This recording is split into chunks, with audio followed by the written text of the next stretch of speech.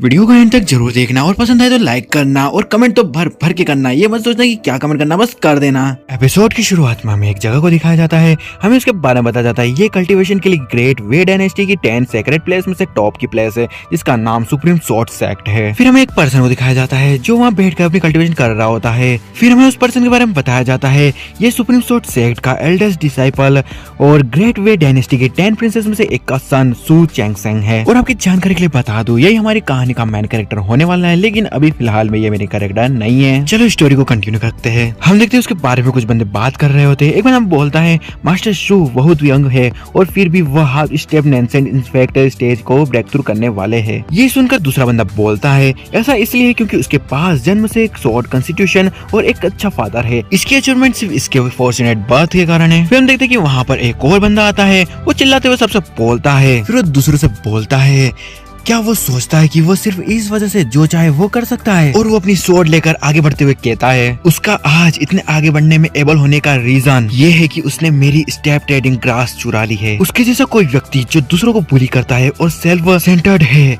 हमारे supreme sword sect में cultivation करने के लिए अनवर्दी है। और वो बंदा ये कहते ही अपनी स्वॉर्ड लेकर वहाँ से जंप कर देता है हमारे एमसी के ऊपर, और कल्टीवेशन करते हुए हमारे एमसी के ऊपर वो अपनी स्वॉर्ड से अटैक कर देता है। और वो कहता है आज मैं हेवन की ओर से जस्टिस की रक्षा करूंगा और हमारे क्लैन को क्लीन करूंगा। और वो कहता है मारो। हम देखते हैं जो हमारे एमसी के ऊपर ब्लू ऑरा होता है वो धीरे धीरे रेड में कन्वर्ट हो जाता है। ये देखकर कुछ बंदे बात करते हैं उसके ब्रेक थ्रू के क्रिटिकल मूवमेंट पर उसे इंटरप्ट कर दिया गया। कितना स्वीट प्रतिरोध है। ये सुनकर दूसरा बंदा बोलता है क्या वो डिमोनिक कल्टीवेशन में जा सकता है। हम देखते हैं हमारे एमसी की चारों ओर से रेड कलर का ऑरा निकल रहा होता है। हमारे एमसी को इस तरह देखकर वहाँ पर बंदा चिल्लाते हुए बोलता है ओ नो वो डिमोनिक कल्टीवेशन में जा रहा है। हमें दिखाया जाता है कि वहाँ पर चारों ओर रेड कलर का ऑरा फैल चुका होता है। फिर हमें चैंगसेंग को दिखाया जाता है जिसकी हालत बहुत बुरी हो चुकी होती है। वहाँ पर कोई बोलता है जल्दी कोई आओ, सीनियर ब्रदर ट्रबल में है। तभी हम देखते ही कोई हमारे एमसी को चेक कर रहा होता है। हम देखते वो बंदा हमारे एमसी को चेक करने के बाद बोलता है सू चैंगसेंग की स्वॉर्ड कॉन्स्टिट्यूशन डिस्ट्रॉय हो चुकी है और इसकी कल्टीवेशन भी डिसअपीयर हो चुकी है। इसका मतलब ये है कि ये अब और कल्टीवेशन नहीं कर सकता। इसे प्रिंस के मेंशन में वापस ले जाओ। फिर हमें रात का सीन दिखाया जाता है और हमें सू चैंगसेंग के रूम जो कि सू कंट्री के प्रिंस के मेंशन में होता है उधर का सीन दिखाया जाता है। हम देखते हैं हमारा एमसी बिस्तर से उठता है और वो उठते से ही एक मिरर को उठाता है और उस मिरर में अपना फेस देखता है और देखते के साथ ही वो वहाँ पर बहुत ज्यादा शॉक हो जाता है और चिल्लाते हुए बोलता है ये फेमिलियर ये अनफेमिलियर फेस। और वो बोलता है कि ऐसा लगता है कि मैं सच में दूसरे की बॉडी में आ गया हूँ। और फिर वो अपना सिर पकड़ते हुए बोलता है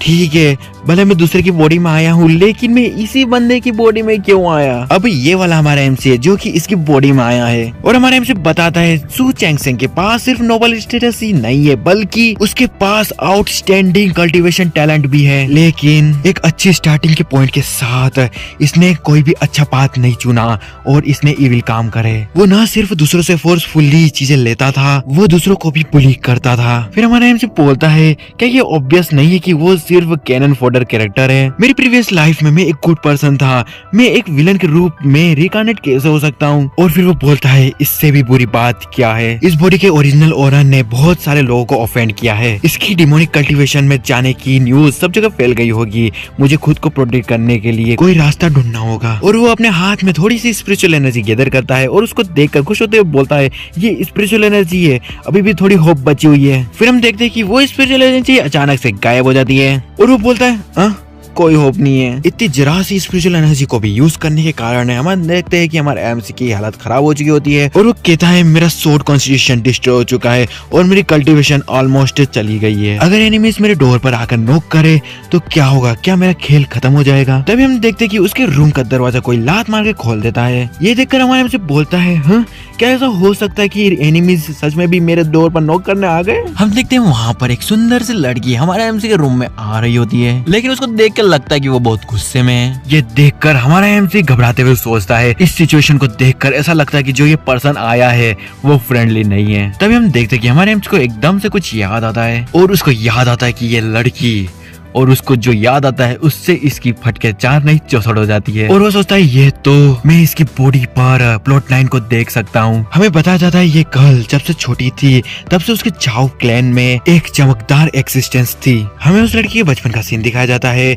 हम देखते हैं उसके हाथों में फायर होती है। वो बोलती है डैडी देखो मैं अब स्पिरिट फायर को कंट्रोल कर सकती हूँ। उसका फादर बोलता है ग्रेट, तुम सच में हमारे झाओ क्लैन में सबसे ज्यादा टैलेंटेड हो। और हमें आगे बताया जाता है क्लैन की इमेंसिव पावर के कारण उसके पास प्रिंस के मेंशन के टैलेंटेड सन से एंगेजमेंट करने की क्वालिफिकेशन थी। हम देखते हैं उसके फादर उससे बोल रहा होता है यूर, क्या तुम 10th प्रिंस के सन से मैरी करना चाहती हो? वो लड़की बोलती है मेरे पेरेंट्स के विशेष और मैच मेकर्स के वर्ड्स के अनुसार मैं तैयार हूँ। और हमें बताया जाता है लेकिन भाग्य हमेशा इच्छा अनुसार नहीं चलता है। एक सर्टेन कल्टीवेशन सेशन के दौरान इस गर्ल को सडनली एक एक्सीडेंट को इनकाउंटर करना पड़ा और इसने अपनी ओरिजिनल कल्टीवेशन खो दी। हम देखते हैं कि उस लड़की को देखकर कुछ बंदे बात कर रहे होते हैं। एक बंदा बोलता है हमारे झाओ क्लैन के नंबर 1 टैलेंट ने अपनी सारी स्पेशल एनर्जी कैसे खो दी? दूसरा बंदा ये सुनकर बोलता है नंबर 1 टैलेंट, मुझे लगता है ये नंबर 1 वेस्ट है। फिर हमें आगे बताया जाता है लड़की को पूरी तरह से क्रश करने वाली बात यह थी कि उसके फियांसी ने भी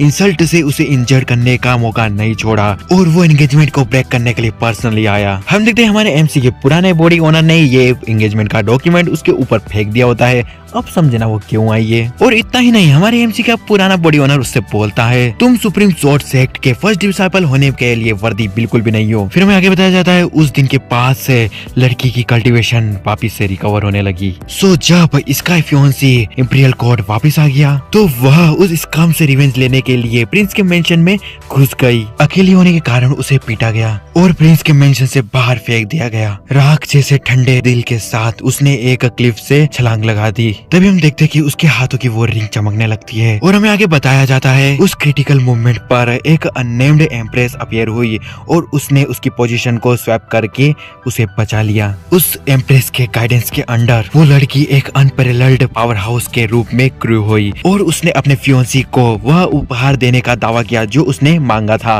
लड़की का नाम है झाओ शिव। हम देखते हैं हमारा एमसी कुत्तों के जैसे उसके सामने बैठा हुआ होता है। अब हमें प्रेजेंट का सीन दिखाया जाता है। हमारा एमसी मुस्कुराते हुए मन में सोच रहा होता है ये प्लॉट बहुत फेमिलियर फील हो रहा है। क्या ये ऑनलाइन नोवेल का कैनन फोल्डर नहीं है जिसे मेल लीड द्वारा थप्पड़ मार दिया गया हो? मैं इस टाइप की स्टोरी लाइन को नहीं समझ सकता, लेकिन उसको कुछ याद आता है और वो घबराते हुए सोचता है wait a minute, Zhao Shiv, ये नाम कुछ फेमिलियर लग रहा है। और वो अचानक से घबराते हुए बोलता है ओह नो, ये कैनन फोल्डर मैं हूँ।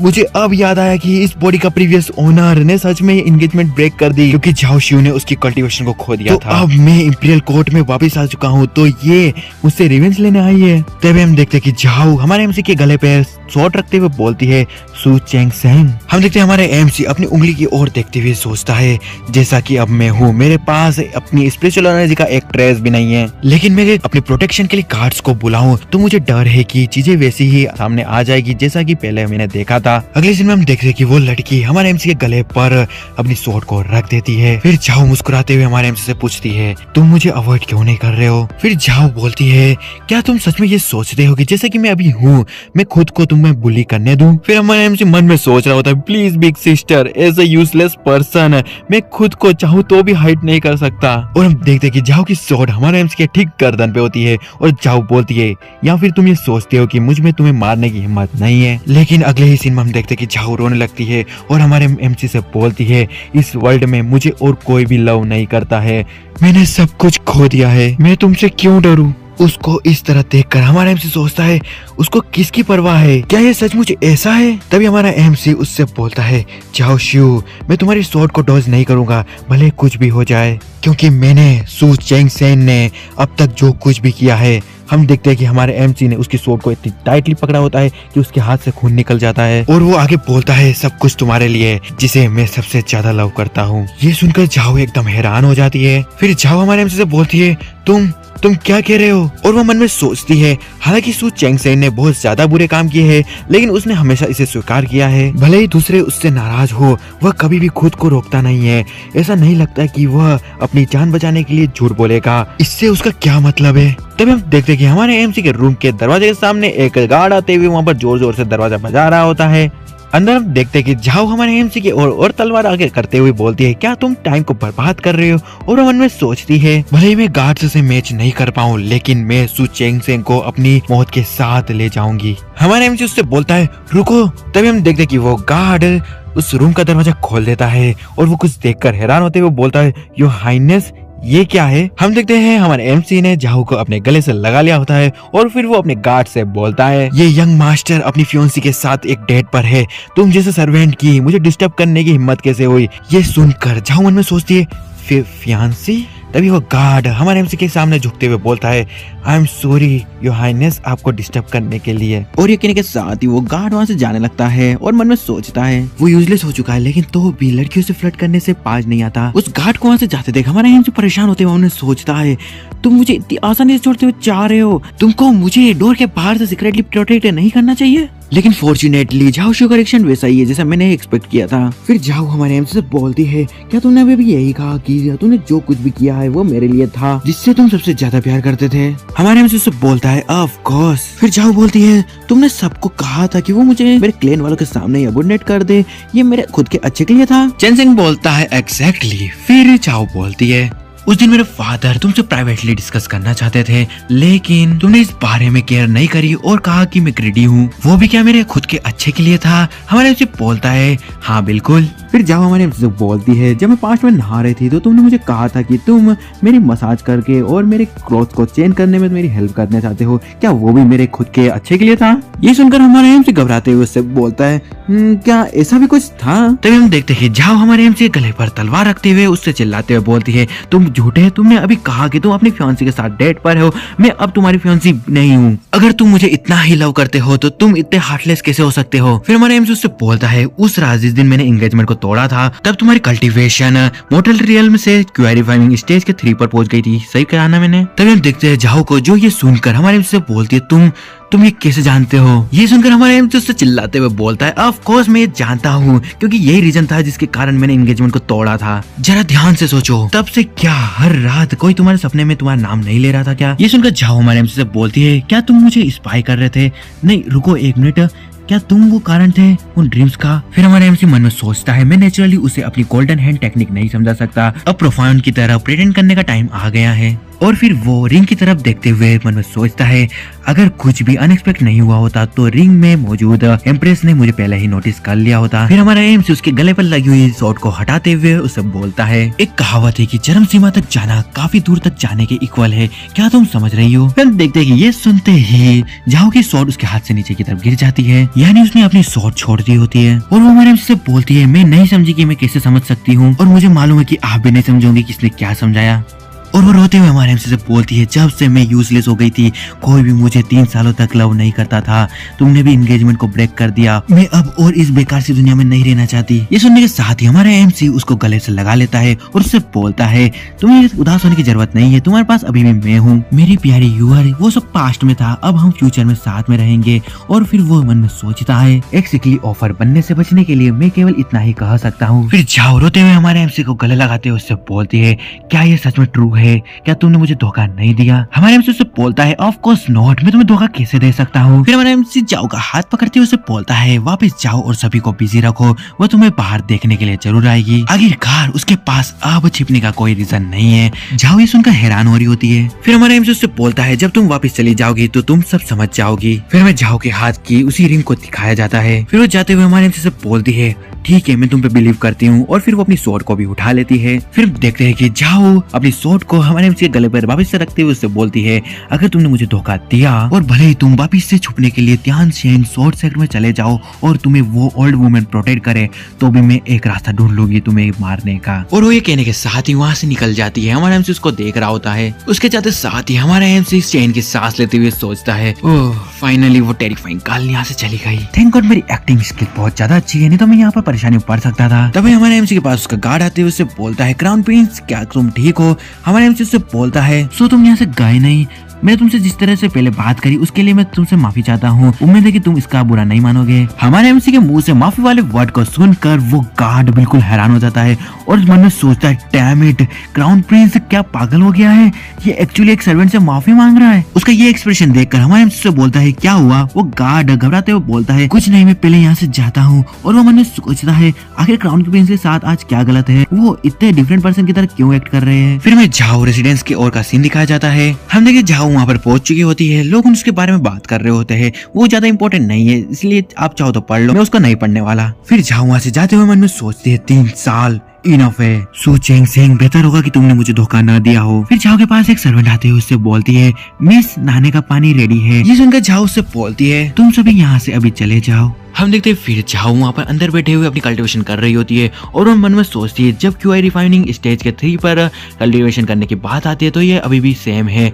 और वो सोचती है अब मैं सिर्फ सू चेंग सेंग पर ही भरोसा कर सकती हूँ। और वो इधर उधर देखते हुए बोलती है सीनियर प्लीज बाहर आइए। तभी हम देखते हैं कि झाओ की आंखों में आंसू आ जाते हैं और वो फिर रोते हुए बोलती है सू चेंग सेंग तुम्हारी मुझे धोखा देने की हिम्मत कैसे हुई। यह बस उस पर्सन के बारे में बात करता है जिसे तुम सबसे ज्यादा प्यार करते हो, यह सब बकवास है। यहाँ तक कि अगर मुझे एब्सोल्यूट मेरिडियन पिल भी खानी पड़े तो मैं तुम्हें अपने साथ ले जाऊंगी। तभी वो उस पिल को खाने जा रही होती है। तभी हम देखते हैं कि उस रिंग में से आवाज आती है, वहाँ पर कोई बोल रहा होता है। ऐसा लगता है कि उसने जो भी कहा है वो गलत नहीं कहा है। ये सुनकर झाओ हैरान होते हुए बोलती है हाँ ये। फिर हमको देखने को मिलता है कि झाओ के हाथ वाली रिंग में से एक गोल्डन कलर का ओरा निकल रहा होता है। हम देखते हैं उस ओरा में से एक लड़की निकलती है और फिर वो बाहर निकलते से ही हमारी झाओ से बोलती है मैं एक सुप्रीम टेक्निक का यूज करके ट्रांसेंडेंट हो गई हूँ और इस रिंग के अंदर रहती हूँ। एम्पायर के ब्लड का डिसेंडेंट जो उसको अवेकन करेगा उसका वेट कर रही हूँ। मेरा इरादा तुमको कुछ और तेज जगाने का था लेकिन उसने मुझे देखा और हिंट दिया कि मैं कुछ ज्यादा ही कर रही हूँ। सचमुच ये मेरी गलती थी, अब यह समय हमारे मिलने का है। ये सुनकर झाओ हैरान होते हुए बोलती है सुप्रीम टेक्निक होन तो वो तुम थी जिसने मेरी कल्टीवेशन में से मेरी सारी स्पिरिचुअल एनर्जी खत्म कर दी। मुझे ऐसा लग रहा है कि ये शायद बैटल टू द हेवन वाला सीन चल रहा है, जो देखता होगा वो समझ गया होगा। तो चलो स्टोरी को वापस कंटिन्यू करते हैं। हम देखते हैं वो रेड हेयर वाली लड़की झाओ से बोलती है ये सब सिर्फ तुम्हारे लिए था। फिर झाओ उस लड़की से बोलती है वेट तुमने अभी क्या कहा, उसने तुम्हें देखा। हम देखते हैं वो लड़की फिर बोलती है नेचुरली मैं उस यंग मास्टर के बारे में सोच रही हूँ जो प्रिंस के मेंशन में था। मैंने एक्सपेक्ट नहीं किया था कि वो ऑलरेडी मेरे एक्सिस्टेंस को देख लेगा। वो सो कॉल्ड एंगेजमेंट को तोड़ना वो भी मेरे कॉर्पोरेशन के साथ था। फिर झाओ बोलती है क्या उसका मैडनेस में जाना एक एक्ट था। फिर वो लड़की बोलती है उसने प्रोबेबली तुम्हें लोअर करा और प्राइवेटली सारी सिचुएशन को रिवील कर दिया जब तुम उसके साथ अकेली थी। वो मेरी एक्सिस्टेंस को सेंस कर सकता था और उसने सब कुछ कैलकुलेट कर लिया था। उस पर्सन की ट्रू स्ट्रेंथ बहुत टेरिफाइंग है। फिर झाओ बोलती है सू चेंग सेंग ने एक्चुअली मुझे धोखा नहीं दिया था, वो मुझे सच में प्यार करता है। फिर वो लड़की बताती है मैं बाईजी हूँ, व्हाइट एम्परर द्वारा सम्मानित, मैं तुम्हें प्राइम मिनिस्टर की पोजीशन देती हूँ। और वो अपना हाथ आगे बढ़ाती है और बोलती है इसके साथ में अवेकन ब्लड लाइन डिसेंडेंट को असिस्ट कर सकती हूँ। और हम देखते कि वो अपना हाथ झाओ पे रख देती है। झाओ के आसपास एक ग्रीन कलर की एनर्जी जनरेट हो रही होती है। फिर बाईजी झाओ से बोलती है लो ग्रेड कल्टीवेशन मेथड की इंफीरियर स्पिरिचुअल एनर्जी तुम्हारे मेरिडियंस में इंटीग्रेट नहीं हो सकती। व्हाइट एम्परर की इटर्नल लाइफ मेथड तुम्हारा ट्रू पाथ है। हम देखते झाओ के चारों ओर वही ग्रीन कलर का ओरा पूरी तरह से उसे घेर लिया होता है। फिर बाईजी बोलती है ब्लड लाइन अवेकन है, युआन यिंग गैदर हो रहे हैं। फिर नेक्स्ट सीन में हमें झाओ फैमिली कॉन्फ्रेंस हॉल का सीन दिखाया जाता है। हम देखते हैं वहाँ पर अंदर बहुत सारे एल्डर बैठे हुए होते हैं। एक एल्डर उनमें से बोलता है एल्डर अब आपको आपकी बेटी पर गिव अप कर देना चाहिए। दूसरा एल्डर बोलता है झाओ जी और झाओ जुआन कल्टीवेशन के लिए ज्यादा वर्दी है, हम किसी यूजलेस पर्सन को अब और ज्यादा रिसोर्सेस नहीं दे सकते। फिर उनमें से एक बंदा जो कि झाओ का फादर होता है और हमें उसके बारे में बताया जाता है ये झाओ फैमिली का हेड है जिसका नाम झाओ यू है। वो उन एल्डर से बोलता है फिलहाल मेरी बेटी से जुड़ा मामला एल्डर्स का मामला नहीं है। फिर उनकी फैमिली का ग्रैंड एल्डर बोलता है फैमिली के हेड अभी तक नहीं जानते, आज रात वो सीक्रेटली प्रिंस के मेंशन में गई थी, अगर ये मैटर बाहर चला गया तो झाओ फैमिली पर इंपीरियल सिटी वाले हंसेंगे। फिर उनका सेकंड एल्डर बोलता है क्या ऐसा हो सकता है कि उसने सू चेंग सेंग को यूजलेस देखा और वो सोचती है कि वो अब उसके वर्दी है। तभी हम देखते हैं कि कहीं से इस एनर्जी का एक ब्लास्ट होता है। सब ये देखकर हैरान हो जाते हैं। वो बोल रहे थे आखिर ये क्या चल रहा है। ये देखकर दूसरा बंदा बोलता है ये तो नॉर्मल नहीं है, कोई इस मेंशन में कोर फॉर्मेशन स्टेज पर पहुंच गया है। फिर हमें भी उस एनर्जी को दिखा दिया जाता है जो कि ग्रीन कलर की होती है और कुछ ज्यादा ही पावरफुल होती है। उस एनर्जी ब्लास्ट को देखकर एक एल्डर बोलता है क्या वो चाओ शू के रूम से आ रही है। उसका फादर हैरान होते हुए बोलता है वो कोर फॉर्मेशन पे पहुंच गई है, ये कैसे पॉसिबल है। बाकी के एल्डर वन भी हैरान होते हुए बोलते क्या ये रियली शू है, वो तो सिर्फ 18 की है। आज तक कोई भी इतनी यंग एज में युआन यिंग तक नहीं पहुंच पाया। फिर हम देखते हैं जाओ के फादर को जो कि खुश होते हुए मन में सोचते हैं जाओ फैमिली की व्हाइट फिनिक्स फाइनली वापस आ गई है। सामने के इस नजारे को देखकर दोगले एल्डर होना जाओ के फादर को कांग्रेचुलेशन करने लगते हैं। फिर में जाओ शिव को दिखाया जाता है जो कि अपनी कल्टीवेशन करके अपने रूम से बाहर निकल जाती है। उसके सामने खड़े लोग उसे कांग्रेचुलेशन करते हुए कह रहे होते कांग्रेचुलेशन मिस सू, अब आप युआन यिंग पे पहुंच गई है और अब आप सू चेंग सेंग के फेस पर थप्पड़ मार सकती है। उन लोगों की ये बात सुनकर जाओ उनसे गुस्से में बोलती है उसके बारे में बुरा मत बोलो। और वो फिर उन लोगों से बोल रही है कि अगर आज मैं सू चेंग सेंग से नहीं मिली होती तो मुझे नहीं मालूम होता कि मुझे और कितना ह्यूमिलिएशन सहना होता और कितना बर्डन उठाना होता। और अब आज से जाओ शिव का ओनली हस्बैंड और सबसे प्यारा सू चेंग सेंग है। ये सुनकर सभी बंदे हैरान होते हुए पूछते हैं आखिर ऐसा क्यों। उनका ये सवाल सुनकर जाओ उनसे बोलती है क्योंकि वो मुझे प्यार करता है और मैं भी उसे बहुत प्यार करती हूँ। फिर हमें सू मेंशन की और का सीन दिखाया जाता है। हम देखते हैं वहाँ पर हमारा एमसी अपनी चाय की चुस्कियां ले रहा होता है और उसके पास बहुत सारे लोग आ रहे होते हैं। उनको अपने सामने खड़े हुए देखकर हमारा एमसी सोचता है मैं बस खाना खाना चाहता हूँ, आखिर ये लोग यहाँ पर क्या कर रहे हैं। फिर हम देखते हैं सू चेंग सेंग के फादर जो कि सू कंट्री के प्रिंस भी होते हैं, वो एक बंदे से कह रहे होते हैं हम चेंग सेंग को कंफर्ट कैसे कर सकते हैं। वो बंदा बोलता है क्या हमें उससे डायरेक्टली कह देना चाहिए। उस बंदे के मुंह से ये बात सुनकर चेंग सेंग का फादर बोलता है ऑब्वियसली नॉट, चेंग सेंग गुस्से में टेबल को पलटा देगा। दूसरा बंदा बोलता है उसकी कल्टीवेशन क्रिपल हो चुकी है, क्या वो किसी को मार सकता है। तीसरा बंदा बोलता है उसके स्वभाव को देखते हुए वो काउंटी प्रिंस के इस पूरे मेंशन को जला देगा। वहाँ खड़ी एक मेड बोलती है मुझे भी ऐसा लगता है। फिर हमें हमारे एमसी को दिखाया जाता है जो कि चाय से चाय पीते हुए बोलता है मैं अब और खाना नहीं खा सकता। फिर हमारे एमसी उठते हुए उनसे बोलता है थैंक यू, मेरा खाना हो चुका है, अब मेरे पास करने को कुछ भी नहीं है तो मैं अपने रेस्ट रूम में जा रहा हूँ और थोड़ा रेस्ट करूंगा। ये सुनकर सभी लोग शॉक हो जाते हैं। हमारे एमसी के मुंह से थैंक यू वाली बात सुनकर वहाँ पर पूरा सन्नाटा छा जाता है। फिर हमें उन सभी लोगों को दिखाया जाता है जो कि अलग ही सदमे में होते हैं। वो बोल रहे होते हैं वो चेंग सेंग ने अभी जस्ट थैंक यू कहा, ये तो नॉर्मल नहीं है, ये डेफिनेटली नॉर्मल नहीं है, आखिर उसने ऐसा कैसे कहा, ये तो बहुत अजीब है, बहुत ज्यादा ही अजीब। हम देखते चेंग सेंग के फादर को जो कि चेंग सेंग से बोलते हैं बेटा मुझे मालूम है कि तुमने अभी अभी डिमोनिक कल्टीवेशन को एक्सपीरियंस किया है और तुम्हारे माइंड की स्टेट भी चेंज हो चुकी है तो तुम्हें इस तरीके से सहने की जरूरत नहीं है। दूसरा बंदा बोलता है हाँ भले ही आपकी कल्टीवेशन क्रिपल हो चुकी है लेकिन आप अभी भी काउंटी प्रिंस के सन है। फिर उसका फादर बोलता है अगर कोई तुम्हें परेशान करने की हिम्मत करता है तो हम उसे डायरेक्टली मार देंगे। ये सब सुनकर हमारे एमसी का चेहरा देखने लायक होता है और वो मन में सोचता है कोई आश्चर्य की बात नहीं है कि ओरिजिनल होस्ट की पर्सनैलिटी इतनी बेकार थी। फिर हमारा एमसी बोलता है नहीं उनके लेवल तक मत गिरो, रिस्पेक्टेड एल्डर्स प्लीज अब मुझ पर इस तरह का आरोप मत लगाइए। हमारे एमसी की ये सारी बातें सुनकर उसके फादर के अखरोट नीचे की ओर गिर जाते हैं असली वाले। फिर उसके फादर हैरान होते हुए मन में सोचते हैं उनके लेवल तक मत गिरो, क्या मेरा बेटा ऐसे शब्द कह सकता है। तभी हम देखते कि वहाँ पर एक मेड आती हुई बोलती क्राउन प्रिंस आपकी चाय, और वो आगे बोलती उससे पहले उसका पैर फिसल जाता है और उसकी चाय हमारे एमसी के कपड़ों पे डूल जाती है। तभी हम देखते कि चेंग सेंग उसको संभालता है और वो उस मेड से बोलता है कि क्या तुम ठीक हो। ये देखकर उसके सभी घर वाले हैरान हो जाते हैं और वो लोग अलग ही सदमे में जाते हुए सोचते हैं क्या मेरी आंखों ने धोखा खाया, चेंग सेंग ने किसी की हेल्प करी। दूसरा बंदा बोलता है उसे इसे अवॉइड करना चाहिए था और उस गर्ल को ह्यूमिलेट करना चाहिए था। तीसरा बंदा बोलता है क्या वो सर्वेंट्स को लोनली क्रीचर्स की तरह नहीं मानता था। फिर हम देखते कि वो सर्वेंट हमारे एमसी से माफी मांगती है। हमारे एमसी बोलता है इट्स फाइन, मेरे सिर्फ क्लोथ ही गंदे हुए, मैं इसे जाकर चेंज कर लूंगा, ज्यादा से ज्यादा बस तुम ठीक हो ना। हमारे एमसी के मुंह से ये सभी बातें सुनकर वो सर्वेंट सोचती है मेरे क्राउन प्रिंस के बारे में बहुत बुरा सुना है लेकिन मैं कभी भी उनसे पर्सनली नहीं मिली हूँ। मैंने कभी एक्सपेक्ट नहीं किया था कि क्राउन प्रिंस दूसरों के प्रति बहुत जेंटल और हम्बल होंगे और वो बहुत हैंडसम भी है। तभी हमारे एमसी उसको अपने सपनों से उठाता है। तभी वो सोचती है कि ये क्या कर रही है और वहाँ से भागने लगती है और वो चाहते हुए बोल रही होती है आई एम सॉरी मैं आपको बाद में क्लीन कर दूंगी। तभी हम देखते चेंग सेंग के पास में उसके फादर आते हुए बोलते हैं बेटा तुम आज ऐसा क्यों कर रहे हो। ये सुनकर हमारे एमसी बोलता है क्या ये नॉर्मल नहीं है, आप सभी एल्डर्स इतने सरप्राइज क्यों है?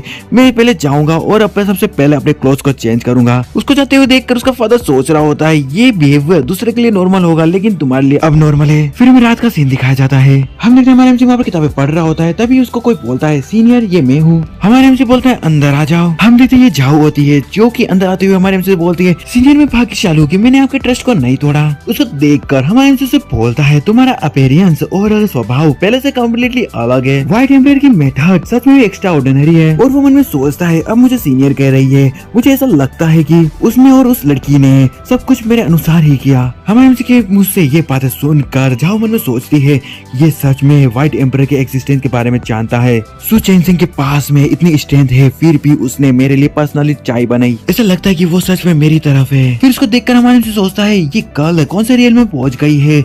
अगर मैं उससे डायरेक्टली ये बात पूछूं तो ये डेफिनेटली सस्पिशियस होगा। फिर वो झाऊ से बोलता है क्या तुम अब उस रियल में पहुंच गई हो जिसका मैंने तुमसे एक्सपेक्ट किया था। और वो मन में सोचता है मैं स्वॉर्ड बॉडी के साथ पैदा हुआ था और कल्टीवेट कर सकता था अच्छी तरह से। मैंने ग्रेट डायनेस्टी के सारे रिकॉर्ड को तोड़ दिया था। मुझे आश्चर्य हुआ कि क्या इसने मेरे रिकॉर्ड को तोड़ दिया है। ये सुनकर झाऊ शर्माते हुए हमारे एमसी से बोलती है एज अ जूनियर मैं एरोगेंट हूँ। हालांकि मुझे सीनियर से ऐसी गाइडलाइंस मिली थी। मैं सिर्फ युआन यिंग की अर्ली स्टेज तक पहुंच पाई हूँ। मैंने सीनियर को डिसअपॉइंट कर दिया है। उसकी कल्टीवेशन को सुनकर हमारे एमसी मन में हैरान होते हुए बोलता है युआन यिंग एक ही रात में युआन यिंग पे। फिर हमारे एमसी से बोलता है तुमने अच्छा किया, हालांकि ये मेरे एक्सपेक्टेशन थोड़ा गैप है। और वो मन में सोचता है डेस्टिनी की ट्रू डॉटर एक्चुअली टेरिफाइंग है। मैं बिल्कुल कोई डर नहीं दिखा सकता।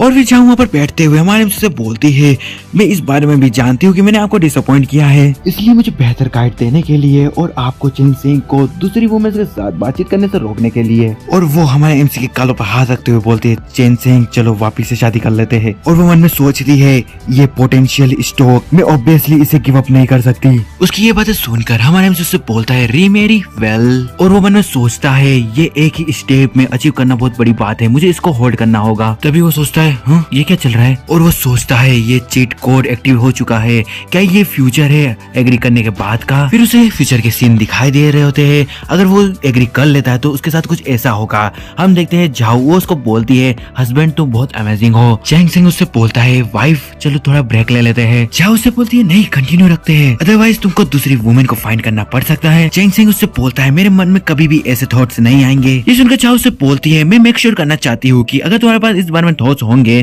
तो भी तुम उसको एक्ट नहीं कर पाओ। फिर हमें कुछ सालों बाद का सीन दिखाया जाता है। वहाँ पर झाऊ हमारे एमसी के लिए दवाई लेके आ चुकी होती है और वो बोलती है सु लेंग ये तुम्हारी मेडिसिन लेने का टाइम हो चुका है। और हम देखते हैं फिर वो प्रेजेंट में आ चुका होता है और उन्हें सोचता है अगर मैं एग्री हो गया तो मुझे ये रिजल्ट मिलेगा। और उनमें सोचता है कि ये वुमेन रियली टेरिफाइंग है। फिर झाऊ हमारे एमसी से बोलती है चैन सिंह क्या तुम एग्री हो। हमारे एमसी बोलता है रीमेरी ये मे भी अच्छा होगा लेकिन केयरफुल कंसिडरेशन के बाद मुझे ऐसा लगता है कि ये ऐसा नहीं है। फिर उसे वापिस से फ्यूचर दिख रहा होता है और वो सोचता है कि ये वापिस से आ गया, ये फ्यूचर ऐसा होगा अगर मैं रिफ्यूज कर दूं। फिर चैन सिंह अपना फ्यूचर देखता है, उसमें उसे दिखाया जाता है कि वो प्रिजन में बंद होता है, उसके दोनों हाथ रस्सियों से बंधे हुए होते हैं। हम देखते हैं उसके सामने झाऊ खड़ी होती है जिसके हाथ में हंटर होता है और वो हमारे एमसी से बोलती है आज का सेरेमोन खत्म हो गया, अब नाइट हमें बिलोंग करती है। और वो हमारे एमसी को हंटर मारते हुए उससे बोलती है चैन सिंह जब से तुम मेरे पब्लिक हस्बैंड बनने के लिए श्योर नहीं हो फिर जीवन भर मेरे साथ अंडरग्राउंड रहो। फिर हमें वापस से कुछ सालों बाद का सीन दिखाया जाता है। हम देखते हैं हमारे एमसी की हालत बहुत ज्यादा ही खराब होती है और झाऊ उसके लिए मेडिसिन लाते हुए उससे बोलती है सो लेंग अब ये टाइम है तुम्हारी मेडिसिन लेने का। फिर हमारे एमसी प्रेजेंट में आ जाता है। ये देखकर उसकी हालत खराब हो जाती है और वो सोचता है कि रिफ्यूज करने का रिजल्ट तो और भी ज्यादा बेकार है। फिर हम देखते झाऊ को जो प्यार से हमारे एमसी से पूछती है चैन सिंह तुमने अभी कहा कि तुमने इसके बारे में कुछ विचार किया है तो तुम इस बारे में क्या सोचते हो। ये सुनकर हमारे एमसी उससे बोलते हैं वेल। और वो मन में सोचता है दोनों एडवांसिंग और रिटीटिंग डेड एंड है, अब मुझे क्या करना चाहिए। फिर हम देखते झाऊ को जो कि सीरियस होते हुए हमारे एमसी से बोलती है चैन सिंह मैं तुम्हारे आंसर के लिए वेट कर रही हूँ। झाऊ की ये बात सुनकर हमारे एमसी उससे बोलता है क्या तुम मेरा आंसर जानना चाहती हो। झाऊ उससे बोलती है फिर वो थोड़ी सीनियर जैसे हरकतें करते हुए उससे बोलता है झाओ शियो, मैं तुमसे सच में डिसअपॉइंट हूँ। ये सुनकर झाओ हैरान हो जाती है और फिर हमारे एमसी मन में सोचता है क्योंकि ये कोई आइडियल नहीं है कि मैं आगे बढ़ूँ या फिर पीछे हटूंगा, तो मैं बस धोखा दूंगा। और आपकी जानकारी के लिए बता दूं, हमारे एमसी का धोखे से मतलब उसकी आइडेंटिटी के छुपाने से है। फिर हम देखते हैं कि झाओ हमारे एमसी की तरफ पलटते हुए उससे बोलती है, चैन सिंह आखिर तुम ये क्यों कर रहे हो? फिर चैन सिंह उसकी ये बात सुनकर उससे बोलता है, मैं तुम्हारे साथ मिलकर रहने की हिंट देता रहा हूँ, बट अनफॉर्चुनेटली तुम अभी भी नहीं समझ रही हो। ये सुनकर झाओ हमारे एमसी की कॉलर पकड़ते हुए उससे चिल्लाते हुए कहती है,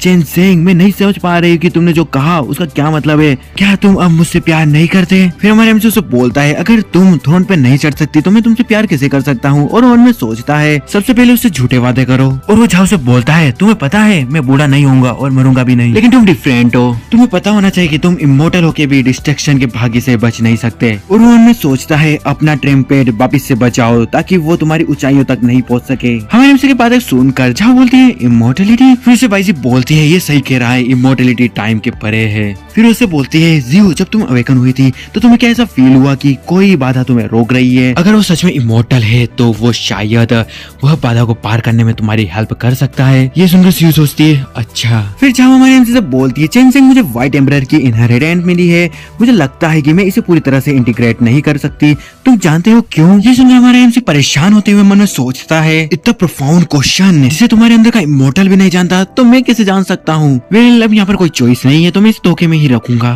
फिर हम देखते हैं हमारा एमसी दूसरी ओर पलट जाता है और वो झाओ से बोलता है, कल्टीवेशन एक विशाल और प्रोफाउंड जर्नी है, इनहेरिटेंस को रिसीव करना 1000 माइल जर्नी का बस एक स्मॉल पार्ट है। ये सुनकर झाओ हैरान होते हुए हमारे एमसी से बोलती है, सिर्फ पहला स्मॉल स्टेप? चैन सिंह बोलता है, हाँ एक ग्रेट एम्परर बनना भी एंड नहीं है। फिर हम देखते झाओ को जो कि थोड़ा निराश होते हुए हमारे से बोलती है, इमोर्टलिटी का पाथ बहुत डिफिकल्ट है, क्या होगा अगर मैं एक ग्रेट एम्परर बनने में फेल हो जाऊं? अगर मैं लंबे सड़क में आधे रास्ते में ही नष्ट हो जाऊं तो तुम क्या करोगे? ये सुनकर हमारे से उसे चिल्लाते हुए बोलता है, ऐसी बकवास बातें मत करो, मेरे प्रोटेक्शन के साथ ऐसा कभी नहीं होगा। और वो मन में सोचता है, मेरे अब भी बहुत सारे एनिमीज है और मैं अब भी उनके अटैक से बचने के लिए तुम्हारी हेल्प का इंतजार कर रहा हूँ। हमारे एमसी द्वारा उसको प्रोटेक्ट करने की बात सुनकर झाओ उससे बोलती है, रियली? फिर हमारे एमसी उससे बोलता है, अगर तुम नष्ट हो गई तो मैं और ज्यादा नहीं जी पाऊंगा। और वो मन में सोचता है, ये स्टेटमेंट ऑब्वियसली ट्रू है। हमारे एमसी के मुंह से ये बात सुनकर जहाँ उस मन में सोचती है, उसका इससे क्या मतलब था, क्या वो इमोर्टल नहीं है? और वो फिर हमारे एमसी की ओर गौर से देखते हुए सोचती है, इसका मतलब है कि वह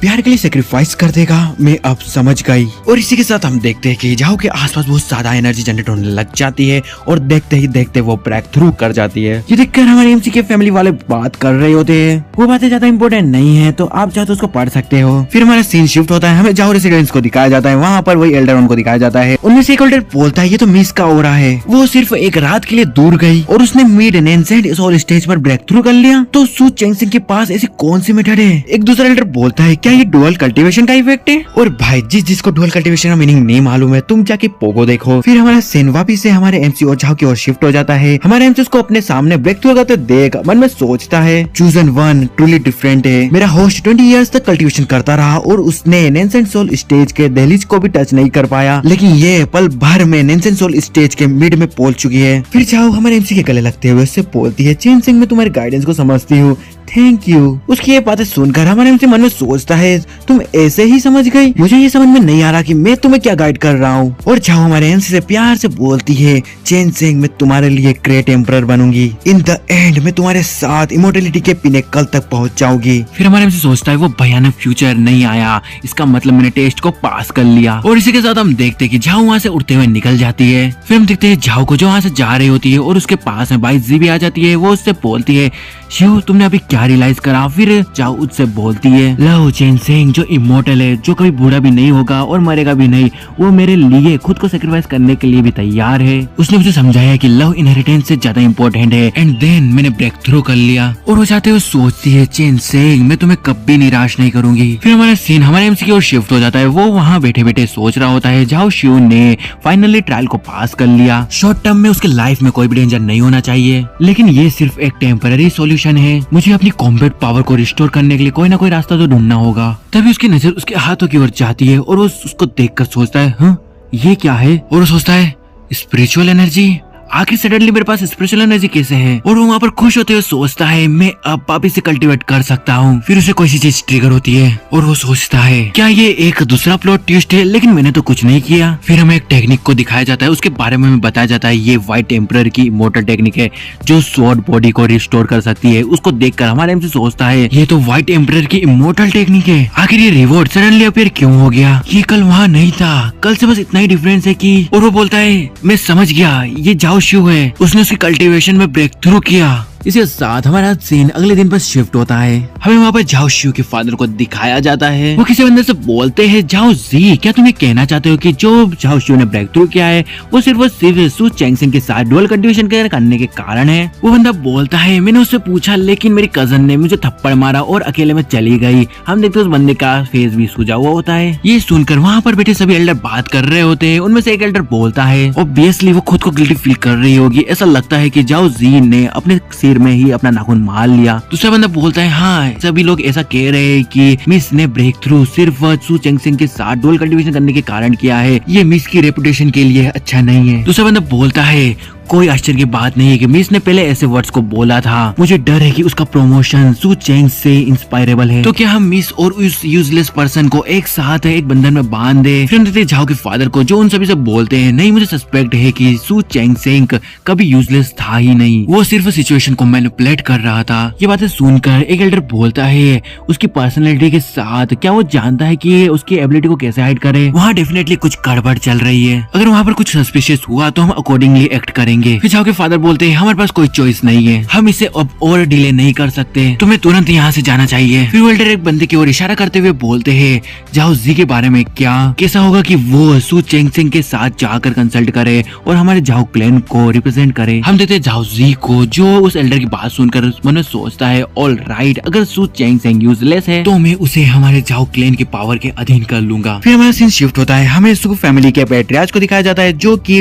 सू फैमिली के एल्डर्स की मीटिंग में वहाँ पर आते हुए उन सभी से चिल्लाते हुए कहते हैं सू चैंगसेंग को एंगेजमेंट ब्रेक करने के लिए किसने अलाउ किया था, अब मिस झाओ नेंसन सोल स्टेज के मिड में पहुंच गई है, अब हमें क्या करना चाहिए। ये सुनकर हमारे एमसी का फादर वहाँ सभी से बोलता है चैंगसेंग को बहुत ज्यादा इंक्लूड करना है, ये मेरी गलती है। ये सुनकर उनके पास बैठा एक एल्डर बोलता है क्या हमें चैंगसेंग को नहीं सौंपना चाहिए। ये सुनकर चैंगसेंग का फादर उससे गुस्से में देखते हुए बोलता है चैंगसेंग को सौंपना ये इम्पॉसिबल है। तो वहाँ पर एक बंदा आते हुए उन सभी से बोलता है रिपोर्टिंग सर, मेरे पास रिपोर्ट करने के लिए कुछ इम्पोर्टेंट है। चैंगसेंग का फादर बोलता है बको। तभी वो बंदा बकना शुरू करता है, मतलब बोलना शुरू करता है और वो बोलता है सिटी में चारों ओर अफवाह फैल रही है कि भले ही हमारे यंग मास्टर की स्वॉर्ड बॉडी डिसेबल्ड हो गई हो फिर भी उन्हें वुमन कल्टीवेटर द्वारा नरिश्ड किया जा सकता है और उनका नरिशमेंट भी बन सकता है। इसकी वजह यही थी कि झाओ शिव को 2 एहसास हुए और वह एक मिड नेंसेंट सोल कल्टीवेटर बन गई। ये सुनकर हमारे एमसी का फादर हैरान होते हुए उस बंदे से बोलता है क्या ये सच में ट्रू है, क्या इस र्यूमर का कोई भी एविडेंस है। फिर वो बंदा बोलता है जब मिस झाओ हमारे मेंशन में 2 बार आई तो उन्होंने किसी को भी अवॉइड नहीं किया। और वो बंदा आगे बोलता है कल मैंने और दूसरे सर्वेंट ने सच में यंग मास्टर को दूर से झाओ शिव को अपने बाहों में पकड़े हुए देखा,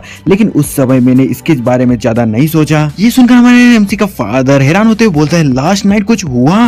फिर दूसरा एल्डर बोलता है क्या तुमको ये नहीं लगता कि ऐसा पॉसिबल हो सकता है कि चैंगसेंग एक्चुअल में डिसेबल्ड नहीं है। ये सुनकर सभी हैरान हो जाते हैं। फिर हमारे एमसी का फादर बोलता है ये कैसे पॉसिबल हो सकता है और अगर वो ठीक है तो वो ये ह्यूमिलेशन क्यों सह रहा है। वो पूरी वेड डायनेस्टी को अपनी सफलता के बारे में बताने के लिए उत्सुक था। दूसरा एल्डर बोलता है नहीं ये पॉसिबल हो सकता है, क्या तुमने नोटिस करा कि वो कल कितना ही अनयूजुअल था। तीसरा एल्डर बोलता है हाँ वो कम्प्लीटली पहले से डिफरेंट था। ये सभी बातें सुनकर हमारे एमसी का फादर सबसे बोलता है चैंगसेंग की स्वॉर्ड बॉडी डिसेबल्ड होने की न्यूज सुप्रीम स्वॉर्ड सेक्ट के सेक्ट मास्टर झाओ यूनिन ने पर्सनली डिलीवर करी थी। शायद ये कोई मिसअंडरस्टैंडिंग होगी। चैंगसेंग की बॉडी में स्पिरिचुअल एनर्जी का सच में कोई भी ट्रेस नहीं है। तो यहाँ पर एक और बंदा आता है, वो वहाँ पर आते हुए उन सभी से बोलता है मास्टर मास्टर कुछ तो गलत है, प्लीज चलो और देखो। झाओ फैमिली यहाँ पर परेशानी पैदा करने आई है। उन्होंने कहा है कि वो यंग मास्टर चैंगसेंग के साथ स्पेयर या बोले तो फाइट करना चाहते हैं। ये सुनकर वहाँ पर सभी हैरान होते हुए बोलते हैं क्या। फिर हमारा सीन हमारे एमसी के रूम के बाहर शिफ्ट हो जाता है। हम देखते हैं हमारे एमसी के रूम में स्पिरिचुअल एनर्जी एंटर कर रही होती है। इसके साथ हम देखते हैं कि हमारा एमसी वहाँ पर अंदर बैठे बैठे कल्टीवेशन कर रहा होता है और वो मन में सोचता है व्हाइट एम्परर की इमोर्टल टेक्निक सच में अच्छी है, बट अनफॉर्चुनेटली इसने मुझे बस इंट्रोडक्टरी वॉल्यूम दी है। ऐसा लगता है कि आगे के रिवॉर्ड्स के लिए झाओ शू को वापस से प्रमोट करवाना होगा और वो फिर अपनी कल्टीवेशन को एंड करते हुए मन में सोचता है मेरी करंट कल्टीवेशन फाउंडेशन बिल्डिंग के 3rd लेवल तक पहुंच गई है, लेकिन स्पिरिचुअल एनर्जी की डेस्टिनी उससे कहीं आगे है। किसी भी केस में मैं फाइनली अब बेकार नहीं हूँ।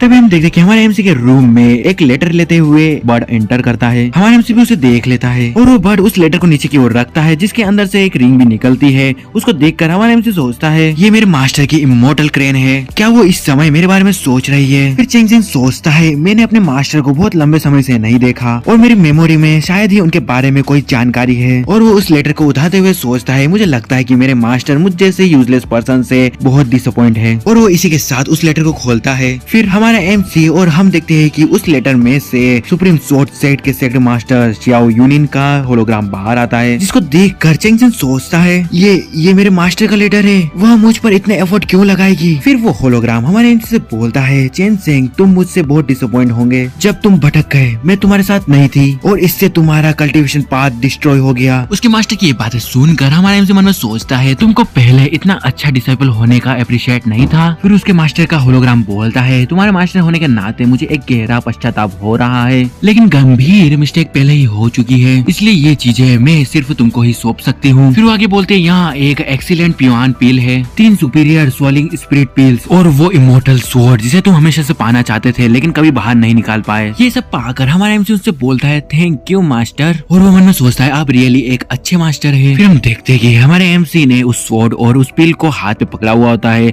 फिर उसकी मास्टर उससे बोलती है हालांकि ये आइटम स्ट्रेस से होने वाले नुकसान को ठीक नहीं कर सकती, लेकिन ये तुम्हारी गुड हेल्थ को मेंटेन करने में तुम्हारी हेल्प कर सकती है। और वो बोलती है प्लीज हम्बली रहो और पहले की तरह दिखावा मत करना। फिर हमारे एमसी उसकी मास्टर को बोलता है मैं सू चेंग सेंग अपनी मास्टर की एक्सपेक्टेशन को कभी भी डिसअपॉइंट नहीं करूंगा। फिर हम देखते हैं कि उसके मास्टर का होलोग्राम वहां से डिसअपेयर हो रहा होता है और वो डिसअपेयर होते होते बोलती है मुझे पता है कि तुम मुझे रात में बेडरूम में कपड़े बदलते हुए छुप कर देखा करते थे, इसलिए प्लीज फ्यूचर में ऐसा करना बंद कर दो नहीं तो तुम मर जाओगे। फिर अपनी इतनी तारीफ सुनकर हमारा एमसी मन में सोचता है उप्स ये बंदा सच में। फिर अगले दिन हम देखते हैं कि हमारा एमसी उस स्वॉर्ड को देखते हुए मन में सोचता है अनफॉर्चुनेटली प्रीवियस ओनर, अगर तुम्हारा गोल स्वॉर्ड मशीन था तो तुमने झांकने की हिम्मत क्यों करी। मास्टर बहुत उदार है, उन्होंने न केवल मुझे वैल्यूएबल एलेक्सर्स दिए बल्कि उन्होंने मुझे ये स्वॉर्ड भी दी। और वो सोचता है कि ऐसा लगता है कि मास्टर ने ये स्वॉर्ड साउथ के एंशिएंट टॉम से ऑब्टेन करी है और कोई भी इसका क्लेम करने के लिए एबल नहीं है। झाओ शू का फ्यूचर देखने के बाद मुझे पता चला कि इस स्वॉर्ड में एक सेल्फ प्रोटेक्शन मैकेनिज्म है और सिर्फ झाओ शू ही इसे पूरी तरह से अनलॉक कर सकती है। फिर हम देखते हैं कि चेन सेंग को यार्ड में से बहुत सारी आवाजें आ रही होती है, उसको सुनकर वो हमारा एमसी सोचता है कि बाहर से इतनी आवाजें क्यों आ रही है। फिर वह बाहर का सीन दिखाया जाता है, वहाँ पर झाओ फैमिली के लोग आए हुए होते हैं, इसी कारण शोर हो रहा होता है। फिर झाओ क्लैन का एल्डर सू फैमिली के लोगों से बोलता है मैं चेन सेंग के साथ एक फ्रेंडली मैच करने के लिए झाओ क्लैन के यंग जनरेशन के यंग टैलेंट को लाया हूँ, सू फैमिली के ड्यूक इतना रेसिस्ट क्यों कर रहे हैं। फिर हमारे एमसी का फादर उन सभी से चिल्लाते हुए बोलता है क्या तुम सू फैमिली के यंग मास्टर को ही चैलेंज करना चाहते हो। और वो मन में सोचते हैं हालांकि मैं नहीं जानता कि झाओ गर्ल ने किस तरह से ब्रेक थ्रू करा। अगर झाओ फैमिली को पता चला कि चेन सेंग एक क्रिपल है तो उसके पास फीमेल कल्टीवेटर्स द्वारा रिपेयर करवाने का बिल्कुल भी समय नहीं बचेगा। झाओ फैमिली डेफिनेटली हॉस्टाइल हो गई है और ये तब खत्म हो जाएगा। तभी सू फैमिली का एक एल्डर आगे आते हुए हमारे एमसी के फादर से बोलता है क्योंकि चेन सेंग ने बाहर आने से मना कर दिया इसलिए हमारे पास फोर्स का यूज करने के अलावा कोई भी चॉइस नहीं है। तभी हम देखते हैं कि हमारा एमसी वहाँ बाहर आते हुए उन सबसे बोलता है कौन मुझे चैलेंज करना चाहता है। तभी झाओ फैमिली का एक बंदा बोलता है ये वो है। उस बंदे को देखकर हमारे एमसी मन में सोचता है झाओ फैमिली मुझे इस समय पर चैलेंज करना चाहती है, वो शायद मुझे टेस्ट करना चाहती है कि क्या मेरे पास अभी भी अपनी कल्टीवेशन है कि नहीं। ऐसा लगता है कि इन लोगों को डाउट है कि मैं झाओ शू के वर्दी हूँ कि नहीं। फिर हम देखते हैं झाओ जी हमारे एमसी की ओर आगे बढ़ रहा होता है और वो आगे बढ़ते से ही हमारे एमसी से कहता है सू चेंग सेंग क्या तुम मुझसे मैच लड़ना चाहते हो। ये सुनकर हमारे एमसी से बोलता है मुझे नहीं लगता कि ये नेसेसरी है। ये सुनकर हमारे एमसी के फादर को देखकर ऐसा लगता है कि वो डिसअपॉइंट होकर मन में सोचता है